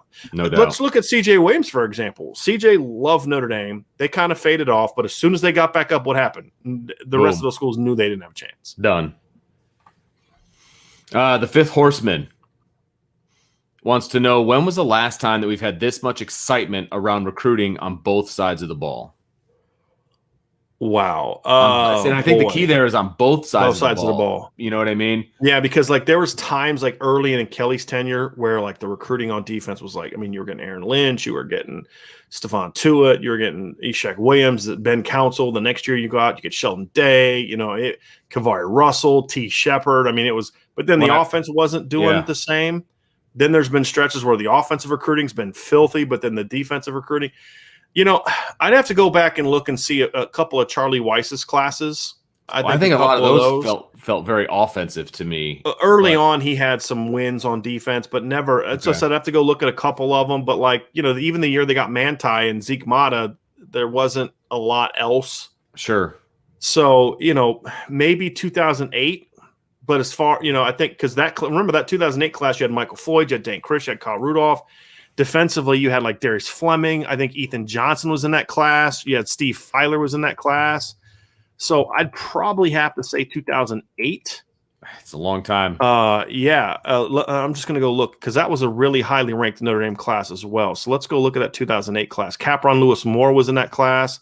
That year, Notre Dame finished second. On offense, they landed Dane Christ, who was a 5-star. Jonas Gray, who was a top 100 recruit. Kyle Rudolph, who was a 5-star. Michael Floyd was a 5-star. Deion Walker was a top 100 recruit. On the offensive line, you got Trevor Robinson, who was a top 100 recruit. And then Braxton Cave, Lane Cleveland were 4-star recruits, and then Mike Golick Jr. And you also got Joseph Fourier, who was a 4-star. So that was a really good offensive class. Defensively, you got Ethan Johnson, who was a top 100 recruit. You got Capron Lewis Moore, who was a top 250 recruit. You got Brandon Newman, who was actually a highly ranked kid, and Sean Swinar. Remember him? Sean Swinar was a top 150 caliber guy at defensive tackle as well. Yeah, and he was a pretty good player until he had the back injuries. And then a linebacker, you had Darius Fleming, who was a top 150 guy. You had Stephen Filer, who was a top 150 guy. Anthony McDonald, who was a high school teammate of Dane Christ, was number 221 by. I mean, the linebacker class they got that year. You had David Puzzlesny, who was a 3-star, but your other 3 linebackers, you had Darius Fleming. This is Rivals rankings. Darius Fleming was ranked 89th. Steve Filer was number 143, and Anthony McDonald was 221. Right, so that's a pretty good D-line class right there. Then you look at the linebacker class. Then you look at the defensive line class. You had Sean Swinar was 159. These are Rivals rankings. Brandon Newman was a 4-star. Ethan Johnson was the number 32 player in the country that year. And then Capron Lewis Moore was a 4-star, top 250-ish caliber guy as well. Then in the secondary, you had Jamore Slaughter and Robert Blanton, who were both highly ranked recruits. And you had Dan McCarthy in that class as well. Jamore Slaughter is ranked number 181. Robert Blanton was, I believe, one of the recruiting services had him ranked really high. Let me go look and see what the composite was for him. Maybe it was ESPN, but he was a 4-star recruit, and he was ranked number 271 in the composite. And then Dan McCarthy was ranked number 183. So you had top 200 recruits on all levels. Well, where'd that class finish? It finished pretty high. And if you look at it, I mean, some of these guys, you look at the 2012 team that was pretty good for Notre Dame, there's some dudes from this class that were on that. Braxton Cave was on that team, starter. You look at Cap was on that team, and so you had some, and Jamore Slaughter was on that team, but he got hurt. If you remember correctly, he got hurt against Michigan early that year. So, I mean, that was kind of a class that you just the what if. Yeah. But before that, Vince, I think you'd have to go back to when Lou Holtz was coaching at Notre Dame to find a complete class. Yeah. No question. That's a nice little stroll down memory lane. Yeah, I know, right? There was names I haven't heard in a really long time in there. No question. It's a heck of a class. You think, and this is why I say people say, "Oh, recruiting's all that matters." What'd that team do the next 3 years with all those kids? Right. Michael Eakin says, how important is it for Notre Dame's offense to be aggressive this year to keep this train rolling? I think very important. Yeah. Great observation. I mean, it's a huge, huge importance. If you go out there and you kind of have the same – because, look, a little behind the scenes, their talk – when I talk to people, I talk to sources, I talk to these recruits, or I have people talk to these recruits. Notre Dame is selling, we're going to spread the ball more. We're going to throw it more. We're going to be more explosive. They're telling kids this, right? Now, again – coaches tell recruits stuff all the time. But at some point in time, if you don't back it up, they're going to stop believing you. Absolutely. So Notre Dame Tommy Rees especially has been selling the whole, we're going to be more explosive. We're going to go on the perimeter a lot more. And hey, here's why we did what we did last year. They've been selling that for months. Mm-hmm. So yeah, Michael, if you're going to sell that, you definitely better back it up. And so that's part one. But the other part is you've got all these kids like Tobias Merriweather, like CJ Williams, like Cardinal Lake, like Jalen Brown, already interested in you when you're averaging 33 points a game and not throwing much. If you can go out there and start, being more explosive with your pass game, and again, I don't say air it out because I don't care if they throw it 45 times a game. I don't care if they do as long as it works, but that's not what we're advocating for. It's just about being more efficient and explosive in the pass game. You can, when Ian Book was crushing it in 2018, like just killing it, he wasn't throwing the ball 40 times a game. He was in the low to mid 30s every time. You remember that, Vince? Because he was completing passes at such a high rate that they didn't have to throw a million passes. So I'm going to go look at that early stretch. So from Ian Book's first start against Wake Forest to his two against, so if you go look at, I'm going to put it down here now. So he made his first start against Wake Forest, and and I'm going to before the bowl game. So we're just going to talk about his regular season success. So he started 8 games. In those 8 games, he averaged 306.9 passing yards per game.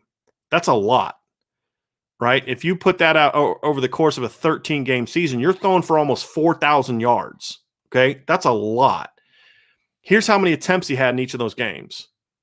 34, 33, 35, 32, 33, 34, 37, 39. Never once went over 40 passes, and only a couple times went over 35. There's 1-2 starts where they had more than 35. If you're efficient and explosive, you don't have to throw the ball 50 times a game. Right.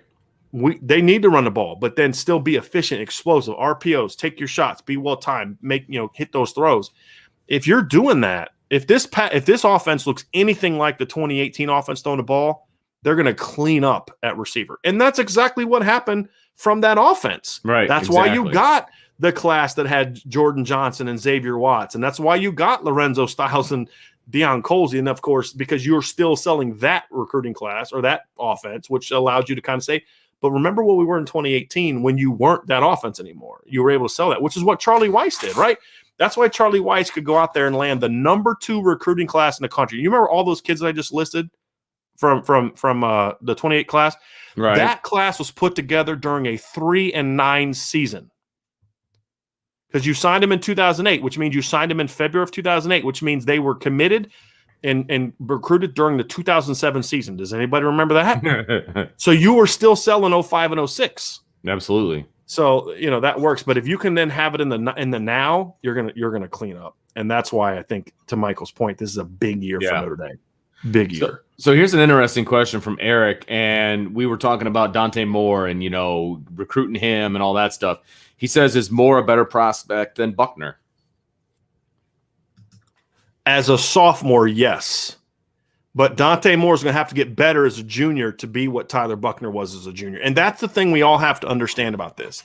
When you compare recruits that are in different classes, you can't compare what a kid was as a sophomore to what another kid was as a senior or as a junior. You have to say, where were they at the same age? Well, Tyler Buckner was hurt as a sophomore, so clearly Dante Moore was a better player. Right. Tyler Buckner as a junior was phenomenal. I don't know if Tyler Buckner's that guy anymore, though. That's the problem. We don't know. Because it's the altered throwing motion. So we got to see it. But if we're just going to assume that Tyler Buckner still is that guy, Dante Moore's going to have to make some improvements to get to that level. I think where I like Dante Moore better is I think Dante is a more natural passer. I think he's more of a natural sit back in the pocket, pick you apart, where Tyler's so good because he's so dynamic as a run-throw guy. That's what makes him a little bit different than the two. But I think if we're just talking who's the better pure passer, it's Dante Moore, in my opinion. But when I say better in these areas, it's like, which stud do you like more? Yeah, right. It's splitting hairs at this Right. point. Yeah, right. And I think everybody needs to remember as well, they're 2 years apart from each other in the class, right? So they're not really – I mean, will they could be competing with each other?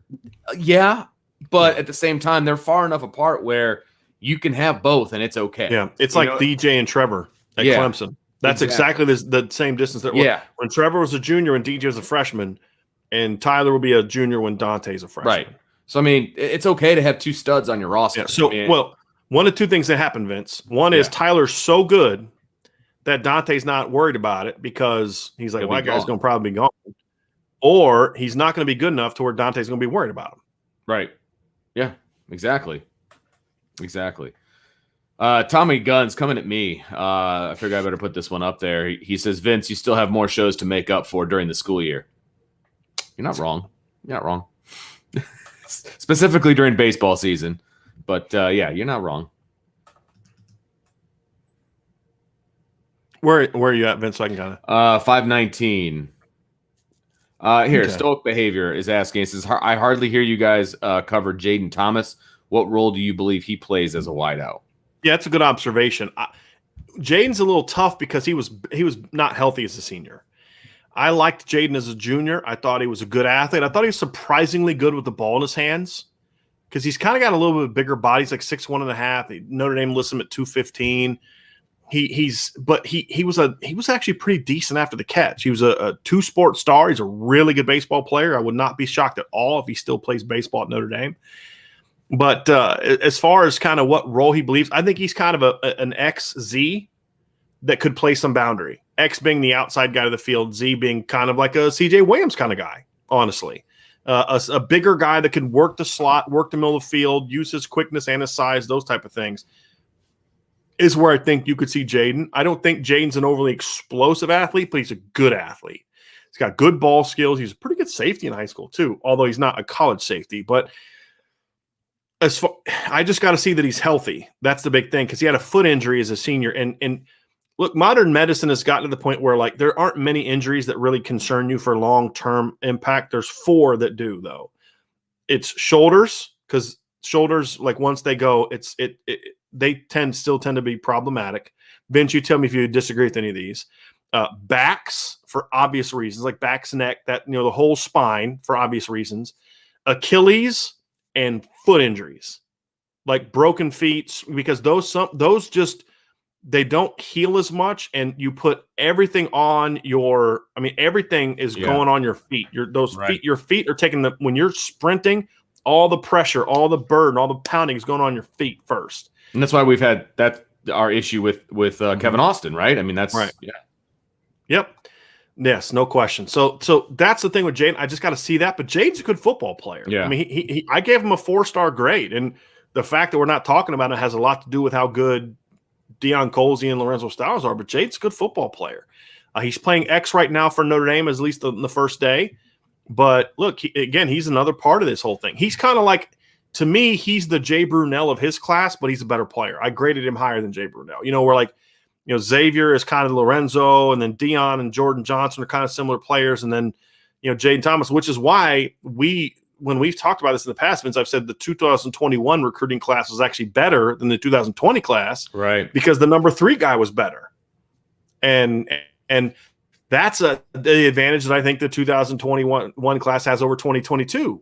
Even though I view Tobias as better than Lorenzo or Deion at the same age, CJ's similar to those guys. Jaden Thomas is better than Amorian Walker, in my opinion, at the same age.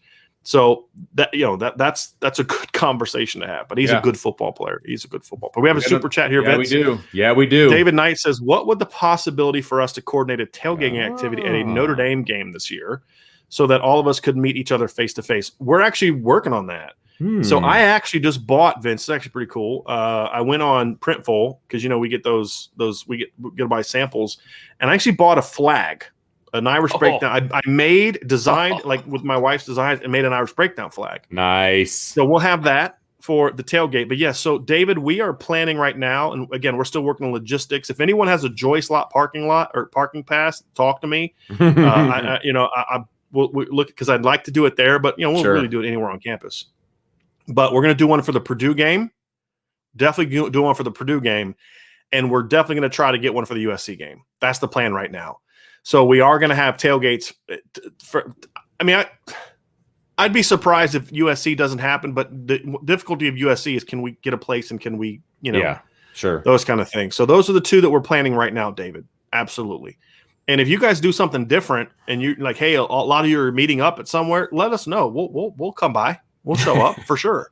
Twist my arm. Yeah, I know, right? But the ones that we're planning, Irish Breakdowns planning, are Purdue and USC for now. Yeah. And then we'll see how those goes, and maybe next year we do it more often. So, but that's where we're at right now. So we'll start. Gosh, it's actually getting a lot closer than I thought. I was gonna say the USC game is not that far away. Doesn't feel like Purdue's especially not. So yeah, we'll get working on that here real soon. But yes, that is definitely our plan as of right now. That is our plan as of right now. Colin, well, I see we got another super chat for Mike Huff. Yeah. Do you think this class is a gap eraser? I believe it sure can be. Not quite yet. Not quite yet. There's still some fish out there. Definitely a gap closing class. No question about it. For it to be a gap closer class, there's 2 players that this class still needs. They're both on defense. Anthony Lucas, Xavier Nwangpa. If you do that, then this is a gap eraser class almost everywhere. There's one exception, however, and I don't think that's going to change in this class. I like Steve Angeli. He's a good player. But to truly be a gap erasing class, one of 2 things has to happen. One, he needs to they need to land a 5-star quarterback, or he needs to be better than I think he is. Which I would have said the same thing about Mac Jones. I liked Mac Jones. He was a nice gamer. I did not view Mac Jones as an elite quarterback coming out. He's a good quarterback, right? I thought he was a little better than 399, but I didn't think he was like top 100. It was like, nice game manager. I said a lot of things about Mac Jones in high school that I say about Drew Pine. Not an elite player, but if you put players around him, he could be pretty good. And, we need to see if Steve Angeli can be that kind of guy. The difficulty in this one, Mike, is Steve Angeli started 6 varsity football games because of COVID. He only played 6 games last year. He didn't even throw for 1,000 yards. So but there's a lot of people that have seen him at camps. Notre Dame loves him, but he's going to have to be better because I think to truly erase the gap, you need a great quarterback. Now, could it be where you have this great gap erasing class everywhere else and then you go get Dante Moore next year? Sure. Or if you want to look backwards and say you've got all these players to hand off to Tyler Buckner, that's the other way to look at it. So either way, in almost every capacity, if they get Nwangpa and Anthony Lucas, this would be a gap erasing class in every way, shape, form, or fashion except the one. But then if Steve Angeli kind of takes a big step, then we could change that tune. But as of right now, that's where we're at with that one. All right, we got a couple of 23 recruiting class questions. You want to hit those? Sure. Okay. Colin C says, where are Carnell Tate and Notre Dame? Are they still running number 2 to Ohio State, or has Notre Dame jumped Ohio State and taken the lead? We've talked about this before. We got to stop looking at it like that. It's not always like that. It's not always like it's just he likes them both. Right. I think some days he probably wakes up and wants to go to Notre Dame. I think other days he wakes up and wants to go to Ohio State. They like them both. If I had to pick between the 2, who would I rather be? I'd rather be Notre Dame right now. But in a month from now, that story may change. Yeah, right. I think the thing that's going to help Notre Dame is one of the young quarterbacks has to show something between now and next year. It could just be Drew Pine coming off the bench in a game and just tearing it up when Jack Cohn goes down or something like that. Or if Tyler Buckner gets like a situational role, something's going to have to happen. Maybe next spring, one of them comes out and just dominates. I think they're to catch Ohio State, who has like 2 stud guys now that Quinn Ewers is there with Kyle McCord, who's also a top 50 recruit, and then CJ Stroud, who's a 4-star recruit. That's the biggest difference between Notre Dame and Ohio State right now is quarterback. I mean, receiving class. Yeah, Ohio State's got better guys on the campus right now, but with the way Notre Dame's recruiting right now in 2021 and 2022, I'm not. It used to be where it was like, would you trade Ohio State's receivers for Notre Dame's? Duh. Now it's like let me think about that one for a minute. And that's the difference, and that's what they've done in these last 2 classes, in my opinion. And then there's some, I don't even know which comment to put up, but they're talking about that tight end Flanagan, who I guess I haven't watched him yet. Okay, yeah, I haven't watched him yet. Well, they're from De La Salle. He's gonna commit soon, and everybody's saying he's going. They're saying he's going to Notre Dame. I didn't know if you had an That's the opinion on rumblings. that. I mean, people said that about Mark Markway. Remember Mac Markway too. Remember when all the crystal balls were being put for him. Look, I have to watch this kid. I know 2 people whose opinions I trust when it comes to recruiting that like him. And so that's a good sign. And those people did not like Mac Markway at all. Okay. So I've got to watch him. I haven't seen him. I have talked to some people about his recruitment, and it does sound like part of the reason Notre Dame offered is because they think they can get him. And I also was told, which is this kind of surprised me, that doesn't mean they'd stop recruiting Jackson Howard and Deuce Robinson. I don't see how you can keep taking 2 tight ends every single year. Right. But they've been doing what I was told. Yeah, they've been doing it. But that could also be like you look and say, hey, look, get Cardinal, take Jalen Brownish type of receivers, but then take take a Deuce Robinson or Jackson Howard at tight end along with this other kid. And, and kind of, I've heard he's a bit of a throwback tight end, not like a Mac Markway throwback, but more of a modern, I guess I should say a modern all around tight end where he's not a Kyle Pitts, but he's also not Brock Wright. He's more of a Tyler Eifert. Not Tyler Eifert, but a Cole Kmet type, a Durham Smythe type, but more skill. Meaning he can block, he can work the middle of the field. He's not an Eli Raritan either, where he's tall, skinny outside guy. That's what I've been told about him. I haven't watched him yet. Yeah, but I promise you, by the time we have our next show, which will be tomorrow, I will have watched this film. No question. Fair about enough.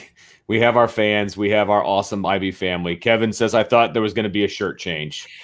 I had it. So I washed it last night, but I left it in the dryer all day today. So when I went and got it out right before the show, it was a wrinkly mess. So I was like, yeah, I'm not putting that on. Oh, that's great. That was great. Yep. And the blue one is in the wash right now. So I got to buy some more Gap Closer shirts. I got a gray one, Vince, but like the IB is like here. Oh, it's really it's off centered, huh? Yeah, I'm not happy about that. That's not happy about that. That's why I'm looking for a new T-shirt company because they're like, it's within an acceptable range. I'm like, for you, not for me. Yeah. So I'm looking for a new T-shirt company that's going to have higher standards. Remind me to tell you something after the show about that content. We'll do. Yeah. Anyway, we'll do. Tommy Guns, here you go. Here's one you can ponder. It says, how many guys in the composite top 50 are still uncommitted? I honestly don't have. I don't know if Anthony Lucas and those guys are composite top 50 guys. Overall, I don't know. As far as Notre Dame, let me look and see if those 2 guys are. Because the problem is this is why this is the flaw in the rankings, right? So you say, I keep spelling Anthony wrong. I'm an idiot. All right, so let me pull up Anthony Lucas. So he's a top 20 recruit. Yeah, he's a number 84 player in the country on the composite. 247 ranks him number 17. SI All-American ranks him. Let me see here. SI All-American ranks him in the top 20. And he's also ranked I think that the new On3 ranked him in the top 15. But ESPN ranks him 124 and Rivals ranks him 184. So what are you getting? Are you getting a guy that's number 148? Are you getting a number 148 caliber guy or a number 15 caliber guy? It's a big difference. Right? So he's not a top 50 recruit, which is kind of nuts to me. I'm going to pull up Xavier Nwankpa too, because he's another one that has some really strange recruiting rankings. And again, you want to know why I don't necessarily care much about those. So Xavier Nwankpa ranks number 13 on 247 overall. Number 35 by SI99, number 35 by Rivals. But he's only the number 57 composite player in the country because ESPN ranks him number 162. So, I mean, but rankings matter. Okay, well, which one? Yeah, right. Exactly. Which one? Whichever one fits your narrative, that's which one. Thanks for being with us, Roy Thanks, man. Boy. Appreciate you. He said he was in the house the last time Notre Dame lost at home, and he wants to know if we can still keep it going. Notre Dame can keep it going. Yes. Who was the game? That was the question. What was the game? It was the last one they lost at home. To Georgia? Yeah. Yeah. Tell them to come for Toledo game. Let's not risk it and have them come for Cincinnati or USC or North Carolina. Come for Toledo. We'll be okay. All right, we'll be okay. That's funny. That is funny. Here's a good one. Luke Walker says, is our trio of Walker, Williams, and Merriweather better than the potential Midwest trio of Brown, Saunders, and Morris? Oh, yeah, because I don't think much of Morris. I'm not very high on him. he's more polished and more in. So number one of that group, Tobias Merriweather would still be my number one guy. Slightly ahead of Caleb Brown. I have CJ Williams significantly higher than Caden Saunders. Look, I like Caden Saunders. I don't think he's the guy that he's fast, but he's small, and he's not really a shifty guy. He plays the game a lot like Tobias Merriweather does, but he does it at 5'10". And then Morris is not. I mean, if I can only have Morris from Walker, I'd honestly probably take Walker because at least Walker's like tall and long and has something to work with there.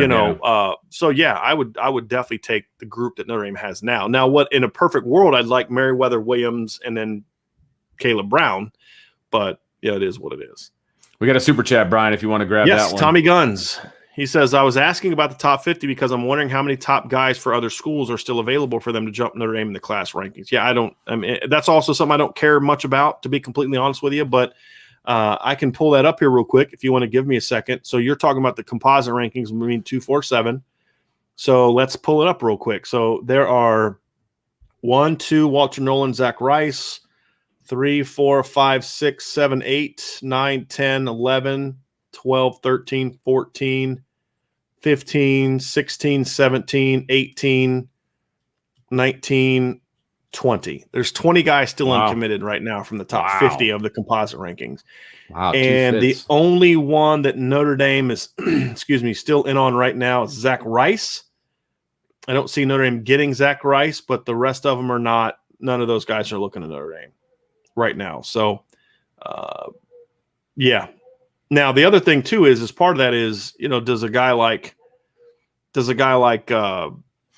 Tobias Merriweather make a big jump? Some of those other services do they get Nwankpa and he makes a jump? Does Jalen Sneed make a jump? So there's some other guys who could be there, but again, I honestly don't care. It's a points-based system, and I just don't care about a points-based system. I keep trying to say this.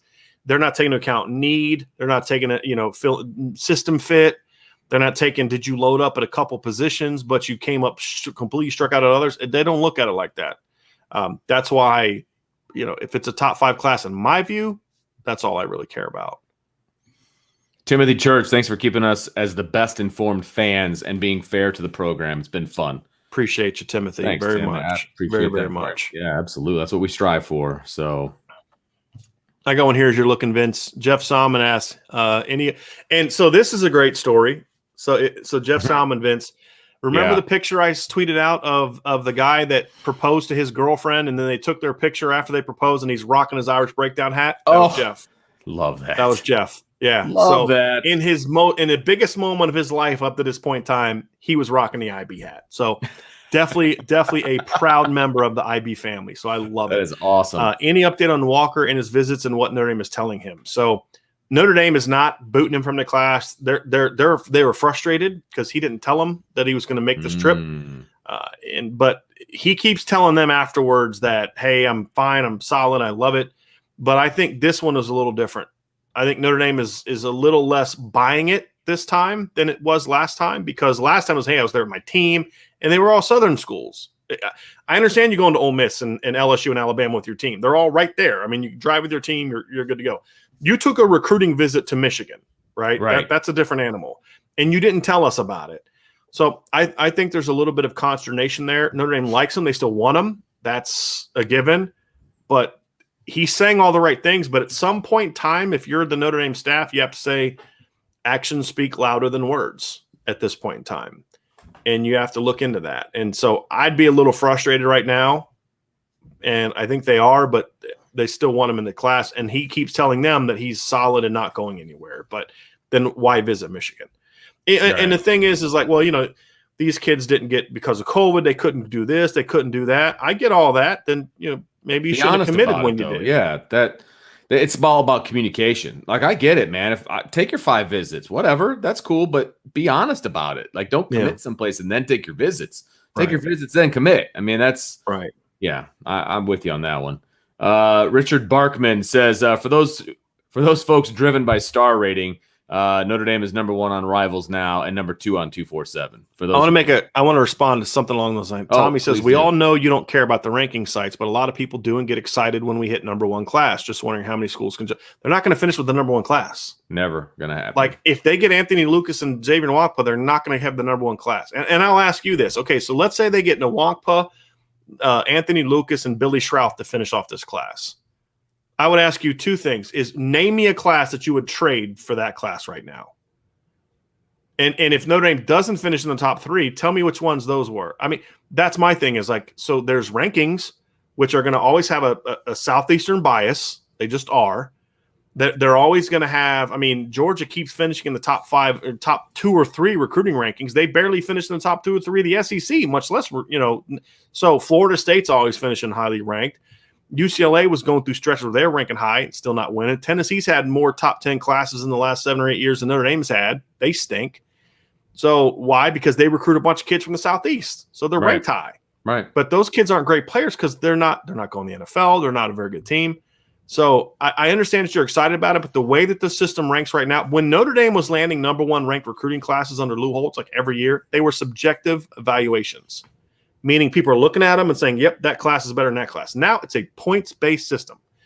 So, for example, I'm going to pull up the ranking system real quick just to make a point here because I want this to understand and I want to be accurate with what I'm saying. But like they have a point system, so like how Rivals works, for example. Okay, if you're ranked from these 5 positions, you get X amount of points. If for like number 46 to 50 or something like that, right?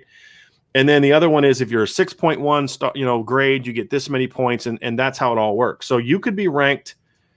You could be ranked as the number 50 player in the country, right? And then the next guy could be ranked as the number 51 player in the country. Let me pull it up here real quick. And one guy's going to get more points than the other guy. They're 1 player apart.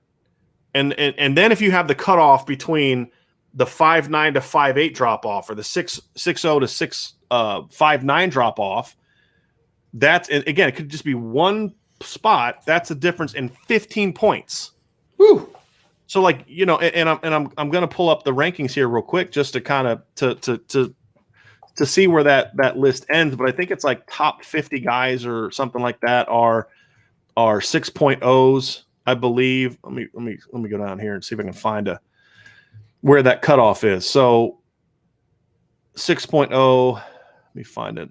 So I think it kind of fits that mantra again. So if you're, this is trying to find it. So 5.0. So there's one. Okay, so let's go to 60. So if you're like the number 59 player in the country. So right now, number 60, 61. So the drop-off is going to be somewhere in the 50s. I'm just trying. Okay, so there's a drop-off between 61 and 62. Okay, so 61, the guy ranked 61st is a 6.0. The guy ranked 62nd is a 5.9. Okay, so when you look at how they do the rankings, there's going to be a 15-point difference between the guy that ranks number 61 and the guy that ranks number 62. So there's no evaluation of which one of those 2 players is a greater need for the team that got him. Positional fit, you're committing to a class that already has 3 guys that are already really good, whereas this other team met with that guy that fit a need that they didn't have. Prime positions, the number 62 guy may be a quarterback, or the number 61 guy is a guard. That's going to matter, but yet the guard's going to be 15 points higher than the quarterback. So that's why I say a strictly points-based system is always going to have flaws.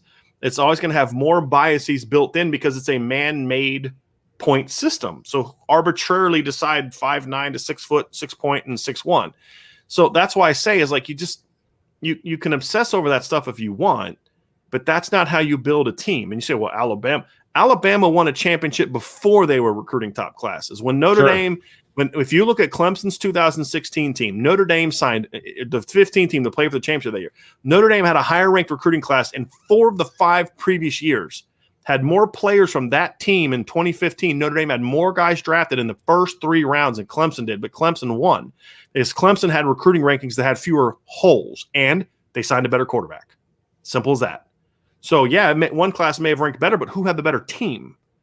And that's why I say that stuff doesn't matter to me, right? And Alabama's not winning because they're recruiting 5-star players. They're winning because they're recruiting great players. Sometimes they're ranked high, sometimes they're not. Their star quarterback this year was barely a top 400 players, a 3-star recruit. Do you know how many 5-star quarterbacks Alabama's had that's won a national championship since Saban's been there? 0. There's 2 and never won a title. You could say, he came off the bench in the title game, but he wasn't a starting quarterback. Came off the bench. And then when he became starting quarterback, they got blown out by Clemson in the national championship game. So I don't care about that kind of stuff. All righty. Let's see here. We've got, super compliment to Brian. Kyle Stewart says, Brian, you are reminding me of Lou more and more with what you remember. Well, that's when you you could not have paid me a higher compliment. Exactly. I knew that. And today is Lou's birthday. That's right. So, that's right. It is. Yeah, good call, sir. Paul says, who's likely the next commit on offense? Speedy wide receiver, another running back, or an offensive lineman? I'd go O-lineman. That's where I would go with that. I'm hoping they're gonna have to make some they're gonna have to make some decisions here if they don't get Billy Schrouth, because I don't think they're gonna get Zach Rice. Yeah, if they don't get Billy Schrouth, then they're gonna have to figure something out. Right, and I don't know that the solution is going to be necessarily a great one. I don't know. Mm-hmm. We'll see. We'll see. I'll give benefit of the doubt for right now. Where are you at, Vince? 544. Okay, because we gotta kind of wrap it up here soon. I'm gonna look for another one as you work through this. Thank you, Carmine Burr, with a really good question. I question whether you should recruit a top quarterback every year, whether you should recruit top quarterbacks every year. Someone has to be in a quality backup. If not, a QB wouldn't be sticking around, causing holes in the roster and lineup. I think it's a great point, and we've talked about this before, Carmine. Because I pointed out how at Clemson they've had kind of really good quarterback one year, good quarterback the next, and then another really good quarterback the next year. It's not always back to back to back. Right. Oklahoma really hasn't even recruited great quarterbacks. They're up until the most recent kid, Spencer Rattler, all their quarterbacks were transfers. Now they're starting to load up year after year after year. But I'm with you. I think there can be problems if you recruit a bunch of studs every single year. Somebody's going to leave. And then you lead with so that's where the Steve Angeli, the odds of Steve bailing are slim. Drew Pine's another. Was Drew Pine going to transfer? No, he may transfer like when he graduates. Same with Steve Angeli. But there's a need for some of those guys. Hey, look, maybe this guy beats me out, but the guy that comes behind me, Steve Angeli. Look at this. Okay, Dante Moore may come in. He may beat me out, but he's a 3-year player. I'm a 5-year player. I can still start. Yeah. What I mean? Or what if he gets hurt? Because I love Notre Dame. There's value in that.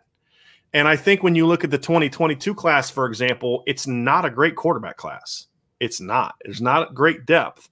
2023 is way better. So, what you signed a really good one in 2021. Yep. You got a guy in Steve Angeli that loves. I mean, Steve Angeli was ready to commit to Notre Dame the day that the minute they told him he had a committable offer, he was going to be like, I'm not halfway through. Let him know. Yes. So. It's like my grandma's in town. I went and picked. That's what I did Friday. I went and picked up my 89-year-old grandma. She's visiting us, so we're gonna have to wrap up soon because I do want to get up there and hang out with them and make them dinner. We're gonna grill some hot dogs and stuff by a fire out in the backyard tonight. Nice. But she loves watching like Family Feud and Wheel of Fortune. Family Feud's her big game. She loves her big one. She loves Steve Harvey. She thinks he's the greatest. He's pretty funny. But so it's like you watch that show and like he's halfway through the question, people like already hitting the button. Like that was Steve Angeli, like halfway through the thing. Yeah, right, yep, I'm coming. Right? Like there's value in guys like that. Plus, he's a good football player. I mean, we've never said he stinks. We just said he's not a great player that you're going to build a championship team around. But if you put a championship team around him, that there's that love for the program that can't be dismissed. And that's partly also why I think people are overlooking Drew Pine. It's also because I think Drew Pine's a really good football player. Sure.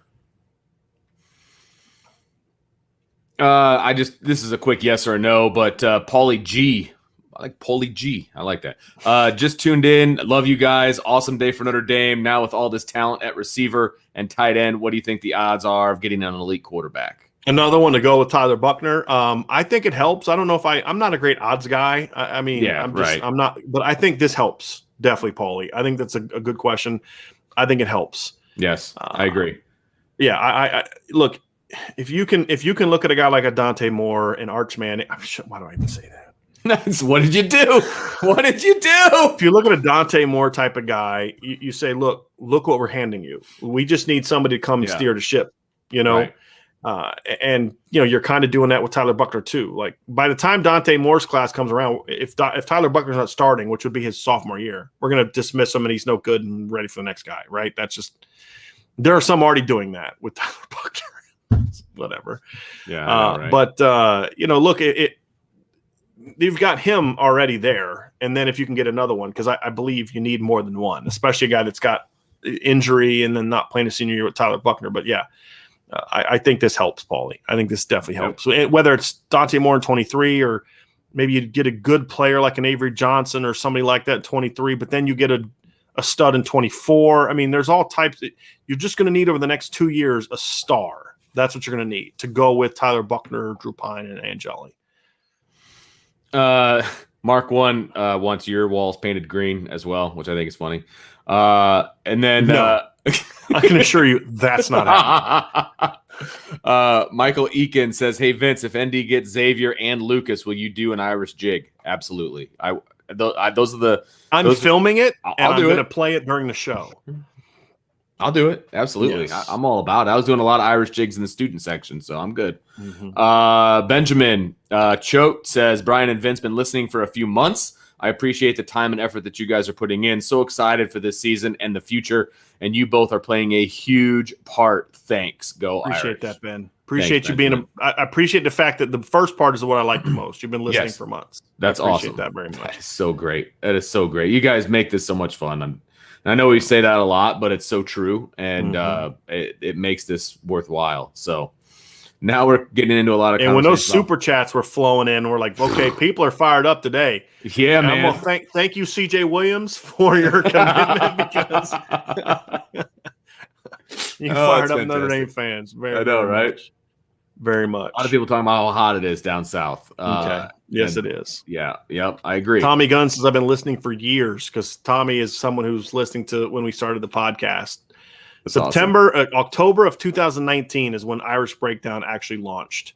It was Irish Breakdown before. See, because remember, the site was called Irish Maven at first. That's right. Irish Breakdown launched as just the podcast. You know whose idea that was? It was Angela's. The name? Yeah. She goes, you're going to be like breaking things down, right? So, yeah. She goes, Irish Breakdown. I was like, I like it. It's got a ring to it. So then I eventually convinced them to change the name of the website to Irish Breakdown as well. So, yeah. But we started that really, I think, October, the very beginning, because my first game that I covered as the publisher of the site when I left BGI was the he called himself an Ivan Maven OG. Yes, he is. Yes, he is. But the first game I covered was the Virginia game, which was at the very, I believe, end of September. But I don't think I did a podcast until the next week because I was still getting all that set up. So, yeah. Yeah, that was the first game where I realized how under the water I was. So that was awesome. How they didn't tell you all the things that I did when they brought you to replace me.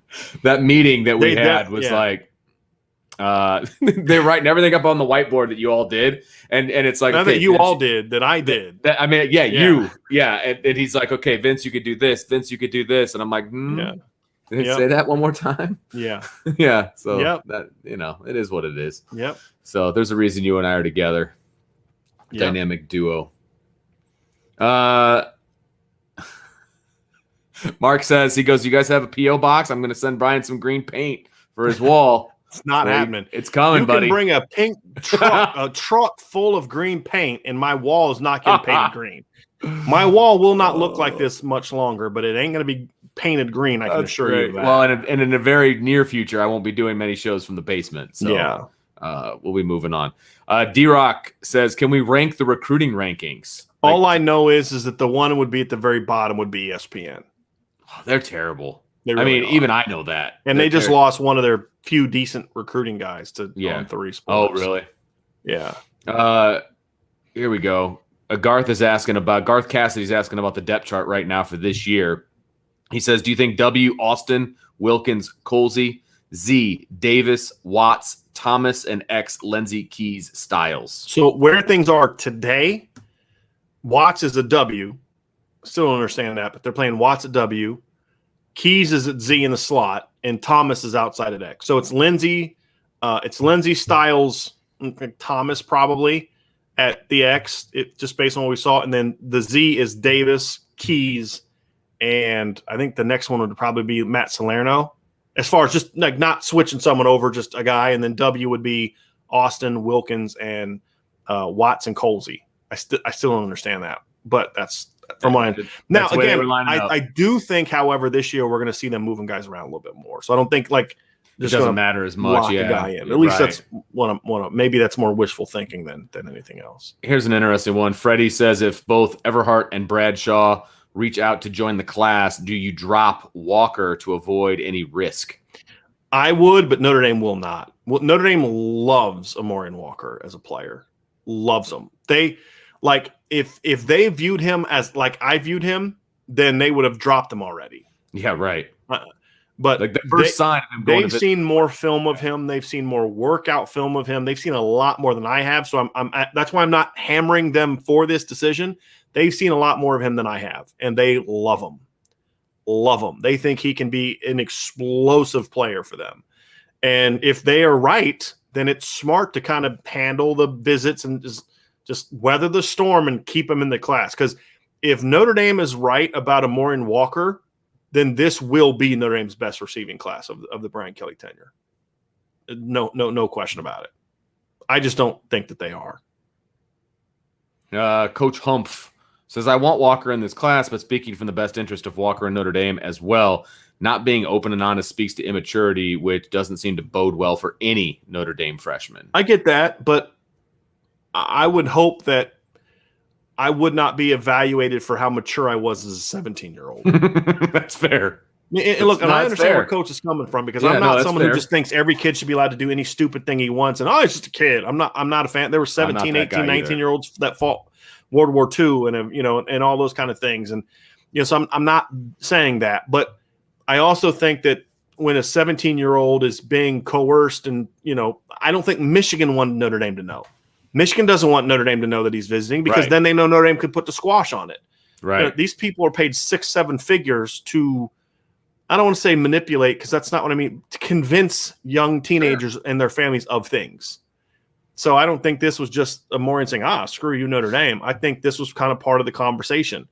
I don't think it was right. I think it wasn't a mature decision, but I'm also then not going to jump onto the whole, he's an immature kid. I think it was a bad decision. But I also think things that show Amorian's maturity are he's a phenomenal student. He was honest with them after the fact. I mean, I have some questions about it, but I'm just not quite ready to jump there with you, Coach. But it may be I might feel different if he was my player.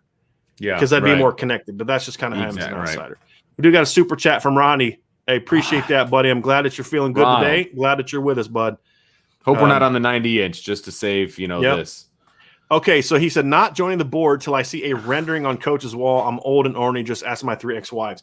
My wife bought me cleaner for the wall where it's supposed to be done last week, but we got super slam, Ronnie. I promise you that we are working on it. It will be done very, very soon, but you will have that rendering will be on the wall very soon. I appreciate you, buddy. Ashley Hill says, you guys deserve a vacation. You work extremely hard, and I hope everyone appreciates your dedication. I do.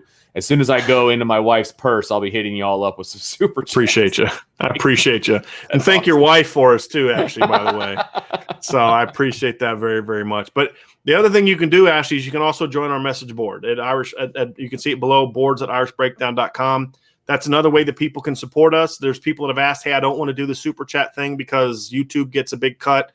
We have, obviously, the message board. We get all the revenue, like the Stripe, PayPal people use, take like a little small, like just a transaction fee. It's minuscule. We get all that revenue from that. So if you want to go a different route, that's another route to go. You can do a monthly for $4.99 a month. You can go annual for $49.99, or you can join the Booster Club. And we've had a couple dozen people already do that, which is you just want to give more to support us. We appreciate that, but we also appreciate the super chats. We appreciate the people that can't afford super chats that are just in the shows. We love all y'all. And this has been a ton of fun. And Awesome. And really enjoyed the show today. Is obviously great news, and it's been a fun week. Football's back, camp's back. Got a lot of articles on irishbreakdown.com about it. We got class impact and the commit story up. Tomorrow I have a what's next article. We got a lot of stuff going on, and got some really interesting comments that Brian Kelly made about the quarterback battle. We wrote about that, and then we talk about all of it. And that's the thing, is if you really enjoy this community and you just want to be a part of the YouTube, totally fine. Totally get that. We love you, and we'll always be here. Love it. But if you really want to take the next step, join the message board, because we talk all day. I mean, just all day, and just it's a lot of fun. You don't have to worry about things getting bumped off the thing. If they get bumped off the first page, you can just go to page 2 and find it there. So come join us. Come be a part of what we're doing. We've got the Built Bar thing where you join up. If you want to buy Built Bar, it's a protein bar. It's healthy. It tastes like a candy bar. It's a little higher in sugar than some other ones, but it's not much, and it's lower in cal. It's phenomenal. We had 2 people buy them during the show because I get emails saying, hey, somebody's made a purchase, but it's just 10% off your entire purchase. You see the link to that below. So we got so much going on. We're trying to give you guys as much as we can. It's been a lot of fun, Vince. If it wasn't fun, we wouldn't be taking the time out of our days to do it. We love doing it. And honestly, we love doing it with y'all. I've told Vince this recently. There's been the last couple of weeks, I've kind of hit a bit of a wall. I'm tired. And it's been a long summer, just trying to build all these different parts of the site and going to bed 3, 4 o'clock in the morning every night. And it's like, I'm telling Vince, like, hey, I don't know if I want to do the show today. And then I start thinking about Ronnie and Tommy and like all the people that are just like D-Rock and all the people that are just there every day waiting on it. And it's like, no, I want to be with my people today. Right. That's how we view it. And that's what makes it fun. And that's why why do you do a show every day? Because otherwise we don't get to hang out with y'all.